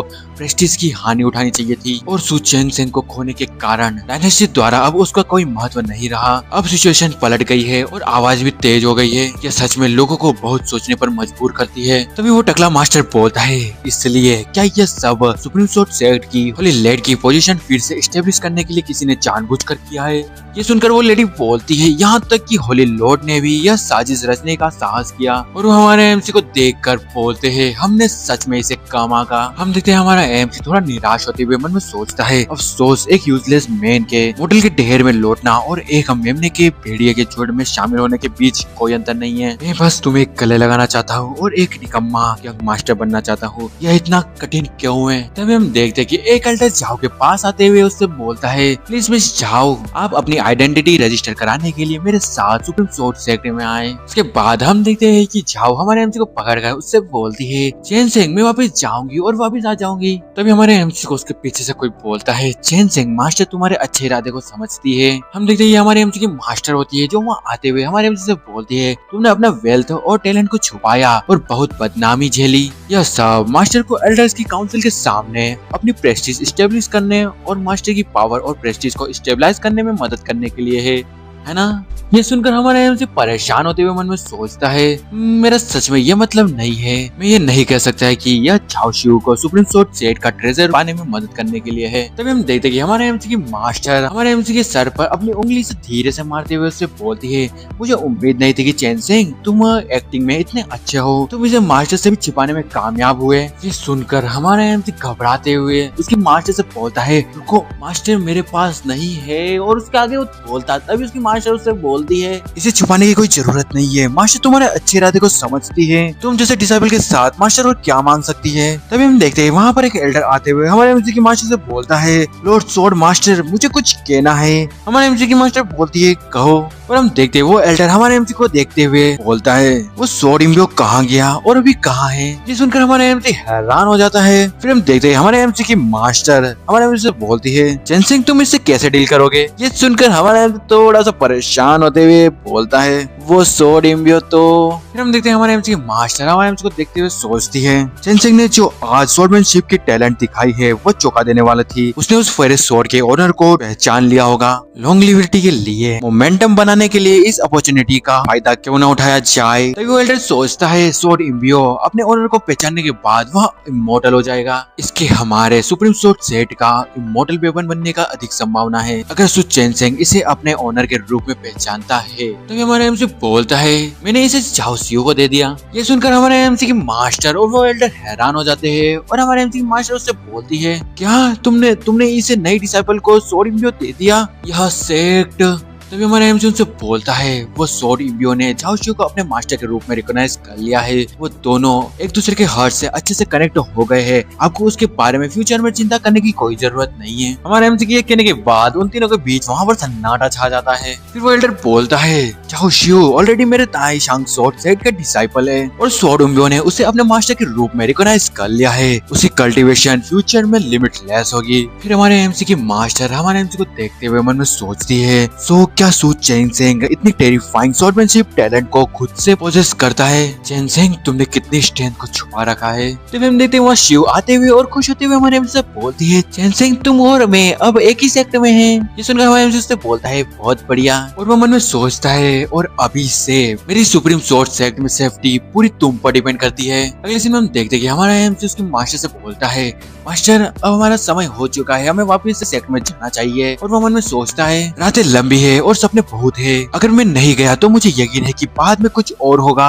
ये सुनकर हमारे एमसी की मास्टर उनसे बोलती है हालांकि रिक्रूटमेंट अभी एंड नहीं हुआ है, ताई शांगजियांग कोंग ने आज पहले से काफी सुर्खियां बटोर ली है, अब वापस जाने का समय हो गया है। और वो मन में सोचती है मुझे उम्मीद नहीं थी कि तुम जो हमेशा से एक प्ले बॉय रहे हो सच में जानते हो कि जब वह चीजें अच्छी हो जाए तो कैसे हार माननी है। ऐसा लगता है कि सुप्रीम स्वॉर्ड सेक्ट का कोई सक्सेसर है। तो ये मास्टर वहाँ से जाते हुए उनसे बोलती है वर्चुअल बोर्ड त्यान क्वीन के भीतर रुकी है, मेरे साथ आओ। तभी हम देखते हैं कि शिव हमारे एमसी का हाथ पकड़ते हुए उससे बोलती है इमोर्टल, और वो उसके हाथ को थोड़ा टाइटली पकड़ते हुए उससे बोलती है मेरे साथ चलो। ये सब देखकर हमारा एमसी थोड़ा शर्माते हुए उससे बोलता है शिव तुम बहुत करीब हो। ये सुनकर शिव उससे बोलती है तुम्हें किस बात का डर है, तुम मेरे फियांसी हो। और फिर वो हमारे एमसी से बोलती है मैं डेफिनेटली स्ट्रॉन्ग बनूंगी जब तक हम तुम्हारे कहे अनुसार साथ नहीं रह सकते। ये सुनकर हमारे एमसी बोलता है तो फिर चलो। तभी हम देखते कि हमारे एमसी मास्टर पलटते हुए हमारे एमसी से बोलती है वैसे चैन सेंग में सेक्ट में तुम्हारी वापसी के बारे में सेठ को पहले से इन्फॉर्म करने की प्लानिंग कर रही हूँ। अच्छी बात है कि तुम सबके सामने अपने सीनियर ब्रदर के रूप में अपना रुतबा वापस से स्टेब्लिश कर सकते हो। तभी हमारे एमसी जोश उसकी माँ से बोलता है कोई जरूरत नहीं है। ये सुनकर हमारे एमसी के मास्टर उससे बोलती है लेकिन इसका चैन सेंग से कुछ लेना देना है, तुम्हारी प्रेस्टीज मिटा दी गई है। ये सुनकर हमारे एमसी उससे बोलता है मैं अपने पर्सनल लाभ के लिए हर किसी की ट्रेनिंग का समय कैसे बर्बाद कर सकता हूँ, इससे भी ज्यादा आपको प्रेस्टीज जैसी कोई चीज खुद ही वापस प्राप्त करनी होगी। तो चाहे आप कितने भी पॉपुलर क्यों ना हो तो यह सिर्फ एक एम्प्टी शेल बनकर रह जाएगा। अगर मैं बहुत सारे ब्लाइंड डिसेबल्स को अट्रैक्ट कर लूँ तो मैं बहुत परेशानी में पड़ जाऊंगा। तभी हम देखते हैं भाई सी बाहर आते हुए जी से बोलती है तुम क्या सोचती हो। तब हम देखते हैं जीव हमारे एमसी से बोलती है ये ऑब्वियसली एक एक्सक्यूज है। ये सुनकर हमारे एमसी शॉक हो जाता है और वो घबराते हुए बोलता है मैं बस, और वो इसके आगे बोलता है। तभी शिव से बोलती है चैन सेंग बस जल्द से जल्द सेट में लौटना चाहता है, उससे देखा कि मैंने पहली चोटी पर उसके साथ रहना चुना। ये सुनकर हमारे एमसी मन में सोचता है फॉर्चुनेटली मैंने अभी तक कुछ नहीं किया है। और वो शिव से बोलता है शिव क्या तुम जानती हो कि अब सबसे इम्पोर्टेंट क्या है। ये सुनकर शिव बोलती है सबसे इम्पोर्टेंट। और फिर हमारा एमसी वहाँ से पलट जाता है और फिर शिव से बोलता है ये रिस्ट्रेन और लॉक की है। और वो मन में सोचता है क्या होगा अगर पॉपुलैरिटी बढ़ती है और ज्यादा डिसेबल को चैलेंज करने के लिए अट्रैक्ट करती है। ये सुनकर हमारे एमसी के मास्टर और शिव दोनों हैरान होते हुए मन में सोचती है मुझे मास्टर डिसेबल की अवेयरनेस इतनी ज्यादा होने की उम्मीद नहीं थी। हम देखते हैं हमारा एमसी वहाँ साइड में रोते हुए मन में सोचता है विलन बनना बहुत कठिन है। अगले दिन हम देखते हैं कि वो एक बहुत बड़ी पहाड़ी के कोने पर खड़े होते हैं। हम देखते हैं वहाँ पर एक बहुत बड़ी शिप आती है। फिर हमारे एमसी की मास्टर जियो से बोलती है हालांकि डेंचेंग स्वॉर्ड कल्टीवेटर एक सांस में हजारों मील की दूरी तय कर सकती है, लेकिन सड़क पर इसका यूज करना वास्तव में बर्बादी है। इसलिए लोग आमतौर पर बाहर जाते समय ट्रांसपोर्ट के साधन के रूप में इस प्रकार की वर्चुअल बोर्ड का यूज करते हैं। ये सुनकर जियो उससे बोलती है अच्छा ऐसा है। फिर हम देखते हैं हमारे एमसी को जो जियो को देखते हुए मन में सोचता है मुझे उम्मीद नहीं थी कि स्वॉर्ड सेक्ट की फ्यूचर इम्प्रेस इतनी छोटी लड़की की एक्सप्रेशन दिखाएगी। तभी हमारा एमसी उसकी मास्टर से बोलता है मास्टर चाओ शिव ने अभी अभी एक हार्ड बैटल झेली है और उसे अच्छे आराम की जरूरत है, अगर करने के लिए कुछ नहीं है तो हम नए डिसेबल के रूप में लास्ट राउंड में जाएंगे। ये सुनकर शिव मन में सोचती है जल्दी रूम में वापस जाओ, अगर मेरी हिडन एनर्जी मेथड फेल हो गई तो मेरी ट्रू कल्टीवेशन इमीडिएटली डिस्कवर हो जाएगी। वो मेरे बारे में सोच रहा है, वो मेरी केयर करता है, वो मेरे लिए रियल है। तभी हमारे एमसी की मास्टर से बोलती है दरअसल वो खुद को न्यू कमर कहते हैं, बस इतना ही, तुम जाओ और आराम करो, जब हम सेक्ट में पहुंचेंगे तो मैं तुम दोनों को इन्फॉर्म करने के लिए किसी को भेजूंगी। फिर हम देखते हैं हमारे एमसी शिव का हाथ पकड़ते हुए उसे अंदर ले जा रहा होता है और बोलता है चलो अंदर। ये सुनकर शिव बोलती है ठीक है। तभी वो किसी को देखकर हैरान हो जाता है और वो सामने की ओर देखते हुए सोचता है जो हुआ क्या करना चाहता है। हम देखते जियो को जो मन में सोचती है जल्दी जाओ जल्दी जाओ। हम देखते हमारे एमसी को जाते देख जो हुआ मन में सोचता है कितनी टफ फाइट है, ये ऑब्वियसली कुचलने वाली है। उसने न सिर्फ अपने हारे हुए जनरल के घाव पे नमक नहीं डाला बल्कि मेरा भी सबके सामने सम्मान किया है। फिर वो अपनी मुट्ठी को बंद करते हुए सोचता है ऐसा मन, ऐसी मन स्थिति। और वो फिर हमारे एमसी से रोते हुए बोलता है सीनियर ब्रदर मैं आपके जितना अच्छा नहीं हूँ। पहले सीन में हम हमारे एमसी को रूम में देखते हैं जो कि बेड पर लेटते हुए बोलता है उफ अब मैं फाइनली आराम कर सकता हूँ। बाहर इतना शोर है, वर्चुअल बोट उड़ गई होगी। तभी हम देखते हैं कि उसके फेस पर कोई हाथ रखते हुए उससे बोलता है इमोर्टल। ये देखकर हमारा एमसी हैरान हो जाता है। हम देखते हैं ये शिव होती है जो हमारे एमसी की गोद में बैठी हुई होती है। हमारे एमसी से बोलता है जाओ शिव तुम। तभी उसकी नजर जाओ शिव के अरमानों में पड़ जाती है, जिसको देखकर वो शर्माने लगता है। लेकिन अगले सीन में वो अपना फेस को दूसरी तरफ कर लेता है और मन में सोचता है प्लीज मैं भी एक ऑर्डिनरी मैन हूँ, मेरा इस तरह टेस्ट मत लो, ठीक है। हमारे एमसी को इस तरह देखकर शिव मन में सोचती है पुरुष केवल उस महिला का सामना करने में शर्माएंगे जिससे वे प्यार करते हैं। मेरा फियांसी बहुत शर्मिला है जब वह फ्यूचर में इस तरह की हरकत करता है। तभी हम देखते हैं कि शिव एकदम से हैरान हो जाती है और वो हमारे एमसी के ऊपर गिर जाती है, जिसे देखकर हमारे एमसी से बोलता है तुम्हारे साथ क्या गलत है। ये सुनकर जी उससे बोलती है अचानक से मुझे चक्कर आने लगे। तभी हमारे एमसी उसको उठाकर वहाँ से ले जाते हुए उससे बोलता है तुमको थोड़ा चक्कर आ सकता है, बिस्तर पे वापस जाओ और अच्छे से आराम करो। और वो उसको ले जाकर बेड पे लेटा देता है। उसकी ये काइंडनेस देखकर शिव उससे बोलती है चेन सिंह तुम बहुत काइंड हो, थैंक यू। फिर हमारे एमसी उससे बोलता है अच्छे से रेस्ट करो, जब हम पहुंच जाएंगे मैं तुम्हें बुला लूंगा। फिर हम देखते हैं हमारा एमसी वहाँ से जाते हुए और शर्माते हुए सोचता है ये देखना कितना दुखद है कि हम देख तो सकते हैं लेकिन खा नहीं सकते। और वो किस बारे में बात कर रहा है तुम लोग तो अच्छे से जानते हो। और हमारे एमसी वहाँ से जाते हुए उस रूम का गेट बंद कर देता है। तभी हम देखते हैं कि हमारे एमसी के जाने के बाद शिव अपने आंखें खोलती है और अपना मुंह बनाते हुए बोलती है उसने सचमुच कुछ नहीं किया। तभी हम देखते हैं वाईसी वहाँ आते हुए शिव से बोलती है तुम क्या सोच रही हो सु चेन सिंह की मेंटल स्थिति लंबे समय से आम लोगों की तुलना में कहीं बेहतर है, इतनी छोटी सी चाल उसे कैसे बेवकूफ बना सकती है। तभी हम देखते हैं शिव उदास होते हुए बोलती है वह क्यों पीछे हट सकता है, क्या वह सचमुच मुझे पसंद करता है। तभी वाईसी उससे बोलती है सु चेन सिंह को डरने की कोई बात नहीं थी और इसे कंट्रोल करने में एबल होने से यह साबित होता है कि वह ऑर्डिनरी पर्सन नहीं है। जब तुम सुप्रीम सोर्स सेक्टर में पहुंच जाओगी तो तुम्हारे और उसके पास एक साथ प्रैक्टिस करने के लिए काउंटलेस अपॉर्चुनिटीज होगी, तो तुम कुछ समय के लिए इसके लिए परेशान क्यों हो रही हो। ये सुनकर शिव शर्माते हुए और खुश होते हुए बोलती है देर सवेर मैं उसे सुखाकर खा लूंगी और साफ कर दूंगी। फिर हम देखते हैं हमारा सीन हमारे एमसी की ओर शिफ्ट हो जाता है। वो अपनी कल्टीवेशन करने की कोशिश कर रहा होता है। फिर अगले सीन में हमें उसी शिप को बाहर से दिखाया जाता है जो कि आसमान में उड़ रही होती है और बहुत तेजी से आगे की ओर जा रही होती है। फिर हम देखते हैं कि हमारे एमसी बाहर आकर नजारों के आनंद लेते हुए बोलता है पहाड़ी और नदियां राजसी है और सराउंड स्पिरिचुअल मीनिंग से भरा है। ताइशांग शॉर्ट सेक्ट 10 होली लैंड्स में से पहला होने की वर्ती है। तभी हम देखते हैं कि हमारे एमसी के पीछे उसकी मास्टर आ जाती है जिसके बारे में हमारे एमसी को नहीं पता होता। तभी उसकी मास्टर उससे बोलती है चेन सिंह का सेक्ट के प्रति लव ट्रूली अमेजिंग है। जो आवाज सुनकर हमारा एमसी शॉक हो जाता है। तभी वहाँ पर मौजूद एक एल्डर बोलता है हमें स्पष्ट रूप से अपने सीनियर साथी इसाबेल के रूप में उनका सम्मान करता हूँ और उन्हें ऐसे भव्य दृश्यों को देखकर बहुत पहले ही थक जाना चाहिए था, लेकिन वह अभी भी मेरी बहुत प्रशंसा करते हैं जो सेट के प्रति उनके प्यार को दर्शाती है। उनकी ये बातें सुनकर हमारे एमसी परेशान होते हुए मन में सोचता है मैं ये नहीं कह सकता कि पिछले 10 सालों से मैं मुश्किल से ही बाहर रहा हूँ। तभी हमारे एमसी के मास्टर हमारे एमसी से बोलती है चेन सिंह क्या तुमको अभी भी वो नौकर याद है जिसे तुम खरीद कर लाए थे। ये सुनकर हमारे एमसी उससे बोलता है क्या मैंने ऐसा कभी कुछ किया था। तभी मास्टर उस लड़की के बारे में बताते हुए हमारे एमसी से बोलते हैं वह डिसाइपल कई सालों से फिजिकल ट्रेनिंग नहीं ले पाई है और जिस मास्टर के साथ वह ट्रेनिंग करती थी उसकी मौत हो चुकी है। मास्टर की प्रोटेक्शन के बिना मेरे सुप्रीम सोर्स सेक्ट में ट्रेनिंग जारी रखना वास्तव में कठिन है। ये सुनकर हमारे एमसी उसके मास्टर से बोलता है मोटल कल्टीवेशन वर्ल्ड बहुत क्रूर है, शायद मोटल वर्ल्ड उसके लिए ज्यादा सूटेबल है। फिर हमारे एमसी की मास्टर उससे बोलती है पिछले कुछ दिनों में मास्टर उसे सोर्स सेक्ट से बाहर भेजने की अपॉर्चुनिटी फाइंड कर रहे थे। तभी हमारा एमसी हैरान होते हुए मन में सोचता है क्या सिचुएशन है,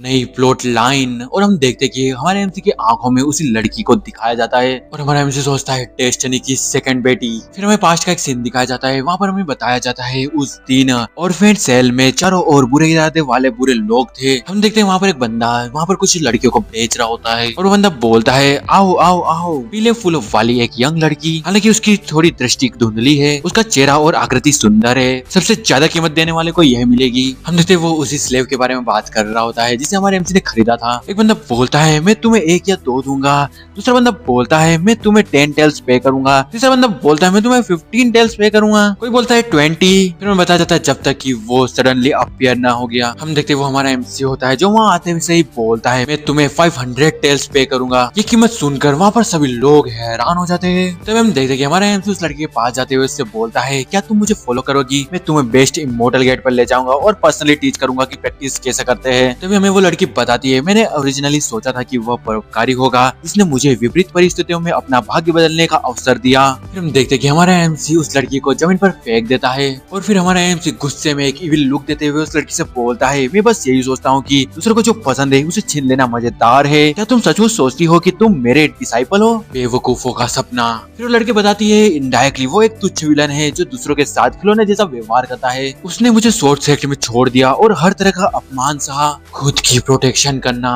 और अगले सीन में हम देखते हैं कि वो अपने मास्टर की ग्रेव के सामने बैठकर उनसे बोलती है, आज से मैं शेनरियो युआन अब सुप्रीम सोर्ड सेक्ट के लिए कोई पुरानी याद नहीं रखूंगी, मैं कसम खाती हूँ। और वो गुस्से में बोलती है, फ्यूचर में मैं डेफिनेटली उस झूठे सू चैंगसेन को अपने हाथों से मारूंगी। ये प्लॉट लाइन देखकर हमारे एमसी घबराते हुए सोचता है, मुझे याद आया 3 साल बाद इनविंसिबल डिमन लॉर्ड शेनरियो युआन अपीयर हुआ। सू चैंगसेन की मौत काउंटी प्रिंस मैंशन में हुई और हमें उस प्लॉट लाइन में दिखाया जाता है शेनरियो युआन हमारे एमसी का गला काटते हुए आगे बढ़ जाती है। फिर हम देखते हैं हमारा एमसी अपने सिर पकड़ते हुए बोलता है, सू चैंगसेन हर जगह मौत की तलाश करने वाले विलेन के रूप में तुम सच में डेडिकेटेड हो, मैं तुम्हें एडमायर करता हूँ। फिर हम देखते हैं वो गुस्सा करते हुए बोलता है, मैं तुम्हें मार दूंगा, मैं तुम्हें परेशानी पैदा करने दूंगा, मैं तुम्हें पीट पीट कर मार डालूंगा। तुम्हारी हिम्मत कैसे हुई उस निर्दोष ऑर्फन के साथ खिलवाड़ करने की जिसे नीलाम कर दिया गया था। तब हम देखते हैं हमारे एमसी की मास्टर उससे बोलती है, फिर मैं हुआ को उसे विदा करने के लिए भेजूंगी। शेनरियो युआन का टैलेंट बहुत खराब है और वो ताइशांग शॉर्ट सेक्ट में रहने के लिए सुटेबल नहीं है। ये सुनकर हमारे एमसी हैरान हो जाता है और वो उसके मास्टर से बोलता है, रुको मास्टर अभी मत जाओ। ये सुनकर उसकी मास्टर से बोलती है,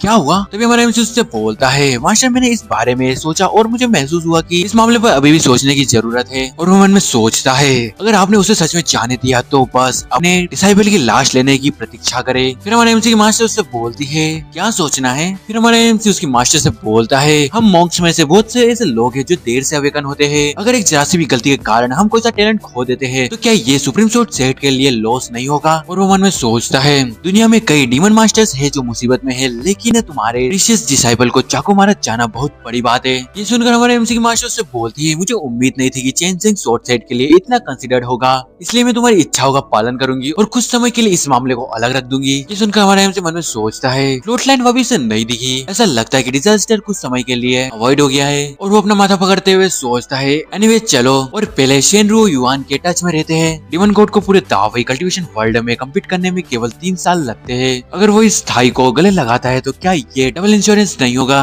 तभी हम देखते कि शिव वहाँ आते हुए हमारे एमसी से बोलती है, चेंजिंग तुम किस बारे में सोच रहे हो? ये सुनकर हमारे एमसी से बोलता है, यूर जुझाओ के ताइशांग जियांगोंग पहुंचने के बाद मुझे कुछ छोटी छोटी चीजों से निपटना है। तुम बाद में अपने कमरे को साफ करने के लिए डाउफेंग जा सकती हो। जहाँ पर मैं रहता हूँ वहाँ पर बहुत सारे गेस्ट रूम्स हैं, इसलिए तुम अपनी इच्छा के अनुसार उनमें से एक चुन लेना। ये सुनकर शिव खुश होते हुए हमारे एमसी से बोलती है, सच में? हमारे एमसी बोलता है, हाँ बिल्कुल। फिर वो हमारे एमसी से चिपकते हुए उससे बोलती है, फिर मैं तुम्हारे बेडरूम में सोना चाहती हूँ। ये सुनकर हमारे एमसी से बोलता है, जो भी तुम्हें पसंद हो। फिर हमें रियो युआन को दिखाया जाता है जो किसी घर के सामने खड़ी होती है और वो वहाँ पर बोलती है, मास्टर अब से रियो युआन यहाँ एक लौती बच्ची है। तभी हम देखते हैं वहाँ पर कुछ बदमाश लड़के उस जगह का गेट लात से जोर से खोलते हुए अंदर आते हुए रियो युआन से बोलते हैं, रियो युआन तुम्हारे मास्टर की डेथ हो चुकी है, फिर भी तुम ताइशांग सोर्ड सेक्ट में रहने का साहस कैसे कर सकती हो? अभी यहाँ से बाहर निकलो, फ्यूचर में ये हमारी जगह होगी। तभी हम देखते हैं कि रियो युआन उनके सामने आते हुए उनसे बोलती है, यह मेरे मास्टर का घर है, इसे कोई छीन नहीं सकता। तभी हम देखते हैं वो पर्सन रियो युआन पर अटैक करते हुए उससे बोलता है, ऑब्वियसली बिना स्पिरिचुअल पावर के एक वेस्ट मेरे सामने बोलने की हिम्मत करता है। कहाँ से जिस पर्सन ने रियो युआन पर अटैक करा है जरा उसको गौर से देखो, मेरे को समझ में नहीं आ रहा ये लड़का है कि लड़की, तुम्हारी नजरें कहाँ पर हैं? फिर हम देखते हैं उस बंदे के अटैक के कारण रियो युआन जमीन पर गिर जाती है। फिर वो बंदा रियो युआन से बोलता है, शेनरियो युआन क्या तुम जानती हो कि सीनियर ब्रदर वापस आ चुके हैं और अब वो और ज्यादा क्रिपल नहीं है? हमारे एमसी के बारे में सुनकर रियो युआन मन में सोचती है, क्यों मेरे मास्टर क्यों चले गए जो मेरी इतनी केयर करते थे, और वो कमीना अभी भी जिंदा है जिसने मुझे मेरे हाल पर छोड़ दिया था। अगर वो नहीं होता तो मुझे यहाँ पर धमकाया नहीं जाता। तभी हम देखते वो बंदा रियो युआन के बाल पकड़ते हुए उससे बोलता है, ये मत सोचना कि सीनियर ब्रदर तुमको यहाँ बचाने के लिए वापस आएंगे। सीनियर ब्रदर हेवन का प्राउड मैन है, तुम्हारे जैसा कूड़े का टुकड़ा कभी भी इसके वर्दी नहीं होगा। ये सुनकर रियो युआन बोलती है, मैंने नहीं। और वो मन में सोचती है, मैं बस अच्छे से जीना चाहती हूँ, तुम लोग मेरे साथ ऐसा व्यवहार क्यों करते हो? ऐसा इसलिए था क्योंकि मैं अंधी थी और मैंने गलती से उस कमीने पर भरोसा कर लिया था, जिसके कारण मैं अपनी इस प्रेजेंट सिचुएशन में पहुंच चुकी हूँ। अगर मैं ट्रेनिंग कर सकती हूँ,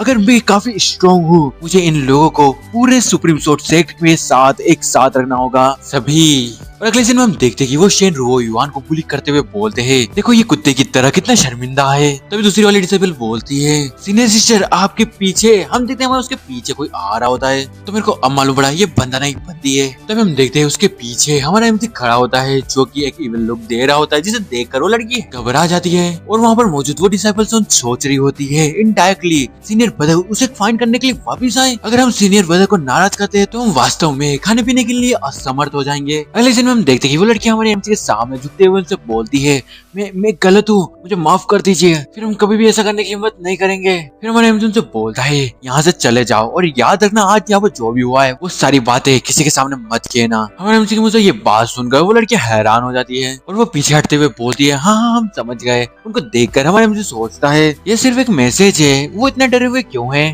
फिर हम देखते हैं वो लड़की बाहर जाने के बाद दूसरी लड़की से बोलती है, मुझे क्या करना चाहिए, मुझे समझ नहीं आ रहा। सीनियर ब्रदर इस कचरे को फाइंड करने के लिए यहाँ वापस क्यों आए। ये सुनकर दूसरी लड़की बोलती है, हाँ हीरो ने मे को बचाया, ये इस सेटिंग में नहीं है और उसने हमसे ये भी कहा है कि इस इंसिडेंट को बाहर स्प्रेड नहीं करना। ये सुनकर दूसरी लड़की बोलती है, अच्छा ऐसा है। सीनियर ब्रदर ने अपने द्वारा उठाए कई खेल के सामानों के बारे में सोचा होगा और इस बार उसके साथ खेलने के नए तरीके के बारे में सोचा होगा। आप सचमुच सीनियर ब्रदर होने के योग्य है, बहुत कपटी। तब हम देखते हैं हमारे एमसी रुओ युआन की ओर अपना हाथ बढ़ाते हुए उससे बोलता है, तुम कैसी हो। हम देखते हैं रुओ युआन उससे बोलती है, तुमने मुझे बचाया, तुम कौन हो।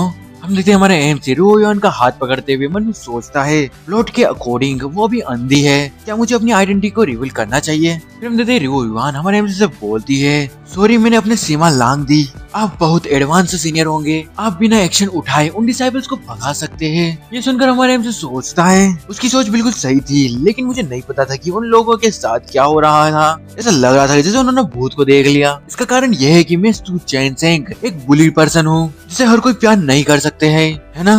फिर हम देखते हैं रुओ युआन हमारे एमसी से बोलती है, मुझे बचाने के लिए मैं सीनियर की बेहद आभारी हूँ, मैं आज रात ताइसेंग शॉर्ट सेक्टर छोड़ दूंगी। यंग जनरेशन रुओ युआन निश्चित रूप से भविष्य में घास की एक गांठ और एक अंगूठी के साथ आज की दयालुता का बदला चुकाएगी। फिर हम देखते हैं हमारे एमसी उसको संभालते हुए उससे बोलता है, रीपेमेंट के बारे में क्या कहे।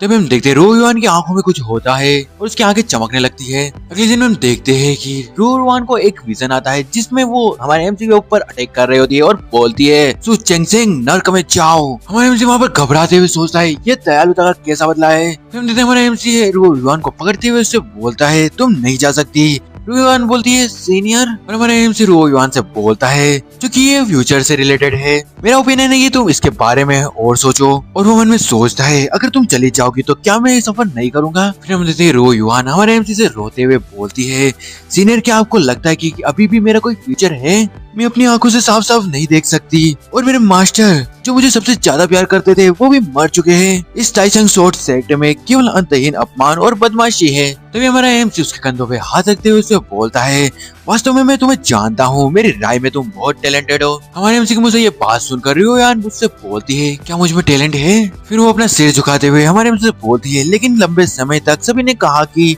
मैं यह नहीं कर सकती। और वो मन में सोचती है, सीनियर के पास बहुत ताकत है और उनके पास मुझसे झूठ बोलने का कोई कारण भी नहीं है और मैं उन्हें कोई लाभ भी नहीं पहुंचा सकती। अगले दिन में हम देखते हैं कि हमारा एमसी उसका हाथ टाइटली पकड़ते हुए उससे बोलता है, चिंता मत करो, मैं तुम्हारा दोस्त हूँ, तुम्हें डरने की कोई जरूरत नहीं है। और वो मन में सोचता है, वैसे भी ये ऐसा है कि वह साफ साफ नहीं देख सकती, वो ये नहीं जानती कि मैं कौन हूँ। उसे पहले बड़ा होने का नाटक करना चाहिए और बात करने से पहले दूसरे व्यक्ति को स्थिर करना चाहिए। तभी हमारा एमसी रुओ युआन से बोलता है, वैसे क्या तुम्हारी आंखें खराब है। ये सुनकर रुओ युआन उससे बोलती है, खैर ये बचपन की पुरानी बीमारी है, इसके अलावा मेरी मदर इन लॉ की हाल ही में डेथ हो गई और मुझे बहुत दुख हुआ, लेकिन सीनियर इसकी चिंता मत करो। फिर हम देखते हैं हमारे एमसी रुओ युआन को एक एलेक्सा देते हुए उससे बोलता है, यह है किंग जोडेन जो तुम्हारी आंखों के लिए हेल्पफुल है, लेकिन एक गोली इसे ठीक नहीं कर सकती। इस दवा का इस्तेमाल लंबे समय तक करना होगा, मैं बाद में वापस आऊंगा। वो एलेक्सर पाकर रुओ युआन हमारे एमसी से बोलती है, सीनियर मुझे उम्मीद नहीं थी कि इस सुप्रीम शॉर्ट सेक्टर में मेरी मदर इन लॉ के अलावा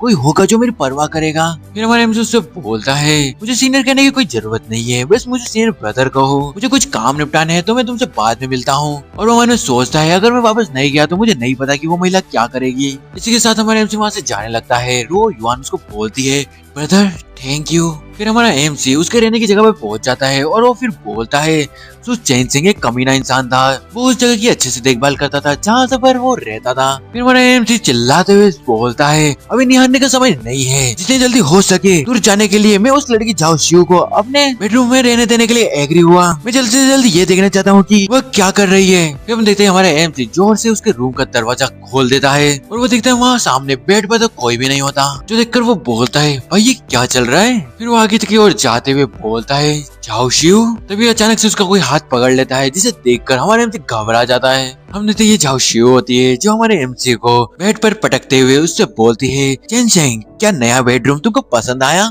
जाओ शिव को इस तरह देखकर हमारे एमसी मन में सोचता है जाओ शिव आफ्टर ऑल मैं भी सर्विस में तुम्हारा मास्टर हूँ, तुम हमेशा मुझ पर हावी होने के लिए दबाव क्यों डालना पसंद करती हो, क्या यह किसी प्रकार का अजीब एक्सपीरियंस है। फिर हमारा एमसी जाओ शिव से बोलता है हालांकि मैंने तुम्हें अपने बेडरूम में सोने के लिए प्रॉमिस किया था, लेकिन ये अरेंजमेंट। तभी हम देखते हैं झाओ शिव एक अजीब सा फेस बनाते हुए हमारे एमसी से पूछती है क्या ये तुमको पसंद नहीं आया। ये देखकर हमारे एमसी घबराते हुए उससे बोलता है एक मास्टर के रूप में मुझे ये बहुत पसंद आया। ये सुनने के साथ ही झाओ शिव हमारे एमसी से चिपकते हुए उससे बोलती है बढ़िया ये तुम्हें पसंद आया, अब से हम दोनों यहीं सोएंगे। ये सुनकर हमारा एमसी शॉक हो जाता है। फिर हमारा एमसी परेशान होते हुए मन में सोचता है अगर आज रात हम दोनों एक साथ सोएंगे तो क्या इसका मतलब ये होगा कि हमारी ट्रू कल्टीवेशन लेवल एक्सपोज हो जाएगी।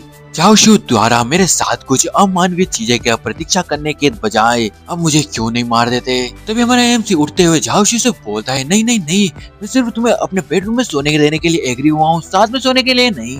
फिर वो बेड से उतर कर वहाँ से जाते हुए उससे बोलता है तुम यही आराम करो मैं एक कमरा साफ कर दूंगा। फिर हम देखते हैं झाओ शिव अपने कपड़े उतारने लग जाती है, हमारा एमसी वहीं पर ही रुक जाता है और फिर झाओ शिव हमारे एमसी के पास जाकर उसको पकड़ते हुए उससे बोलती है चलो मामले को सुलझाए और मैं देखूंगी कि क्या तुम फ्यूचर में मेरे साथ चालाकी करने की हिम्मत करते हो। फिर अगले सीन में हम देखते हैं कि वो हमारे एमसी को किस करने जा रही होती है और उन दोनों के बीच किस हो पाती है। तभी पाइसी वहाँ पर बीच में आते हुए झाओ शिव से बोलती है मुझे ये फेमिलियर एटमॉस्फेयर फील हुआ और वो फिर झाओ शिव से बोलती है यू आर वो ट्रेजर जो तुम्हारी फिजिक्स को ठीक कर सकता है, वो सच में इस सेट के अंदर है। हम पीछे हमारे एमसी को देखते हैं वो जो अपनी एक चैन की सांस ले रहा होता है। फिर हम देखते हैं हमारे एमसी बाईजी की ओर देखते हुए मन में सोचता है ऐसा लगता है कि बाईजी की बुद्धि और ताकत ठीक हो रही है, बोलने का तरीका भी इस जमाने के अकॉर्डिंग होने लगा है। तभी हम देखते हैं शिव हमारे एमसी से चिपकते हुए उससे बोलती है चैन सिंह मुझसे कभी भी झूठ नहीं बोलेगा क्योंकि हम लंबे समय से एक दूसरे से प्यार करते हैं। फिर हमारे एमसी उससे बोलता है जब तुम एक बार स्वॉर्ड मास्टर बन जाओगी तो तुम स्वॉर्ड मास्टर के सीक्रेट टॉम में एंटर करने के लिए एलिजिबल होगी, तब तक यूर की फिजिक्स प्रॉब्लम महज एक आसान टुकड़ा बनकर रह जाएगी। ये सुनकर बाईजी बोलती है तुम्हें स्वॉर्ड मास्टर बनने की जरूरत क्यों है, टाइसन स्वॉर्ड सेक्ट बहुत सारे सैनिकों और जनरलों से भरा हुआ है, जब तक तुम और मैं यहाँ है हम इस सेक्ट को आसानी से मिटा सकते हैं। ये सुनकर हमें उनको रोकते हुए बोलता है रुको रुको रुको तुम ऐसा नहीं कर सकती।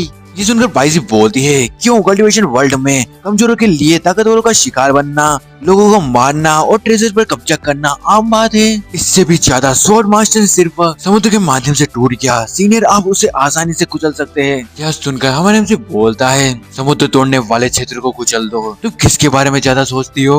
और वो मन में सोचता है अगर मैं सच में एक्शन लेता हूँ तो क्या यह रिवील नहीं हो जाएगा कि मैं बेकार हूँ। फिर हमारे हमसे उन दोनों से बोलता है इस मामले पर अभी भी विचार करने की जरूरत है और प्रक्रिया का अभी भी पालन किया जाना जरूरी है। और वो मन में सोचता है मुझे क्या करना चाहिए, बाईजी का ये आइडिया ड्रॉप आउट करवाने के लिए मैं क्या कर सकता हूँ। फिर हम देखते बाईजी शिव से बोलती है हमें इस पर और ज्यादा सोच विचार करना चाहिए। फिर बाईजी सोचती है मैं समझती हूँ ये कारण और भी प्रभाव होना चाहिए, कारण और प्रभाव को परेशान करना और हेवन की सिगरेट्स को नुकसान पहुँचाना ये डेफिनेटली हमें नुकसान पहुँचाएगा। फिर बाईजी हमारे हमसे से बोलती है जैसा कि एक सीनियर से उम्मीद की जा सकती है विचारशील, लेकिन मैंने बहुत कम सोचा। उसे इस तरह देख हमारे हमसे मन में सोचता है उसे क्या दिक्कत है, मुझे क्या दिक्कत है। फिर अगले दिन में हम देखते हैं कि बाईजी जाओ को शिव को वहाँ से ले जाते हुए हमारे हमसे से बोलती है ये जूनियर जावेर को अपने दायरे को स्थिर करने के और जितनी जल्दी हो सके स्वॉर्ड मास्टर की पद पर चढ़ने के लिए ले जाएगी। वो डेफिनेटली अपने सीनियर के इरादों पर खरी उतरेगी। जाओ शिव को वहाँ पर बोल रही होती है रुको मैंने नहीं कहा है।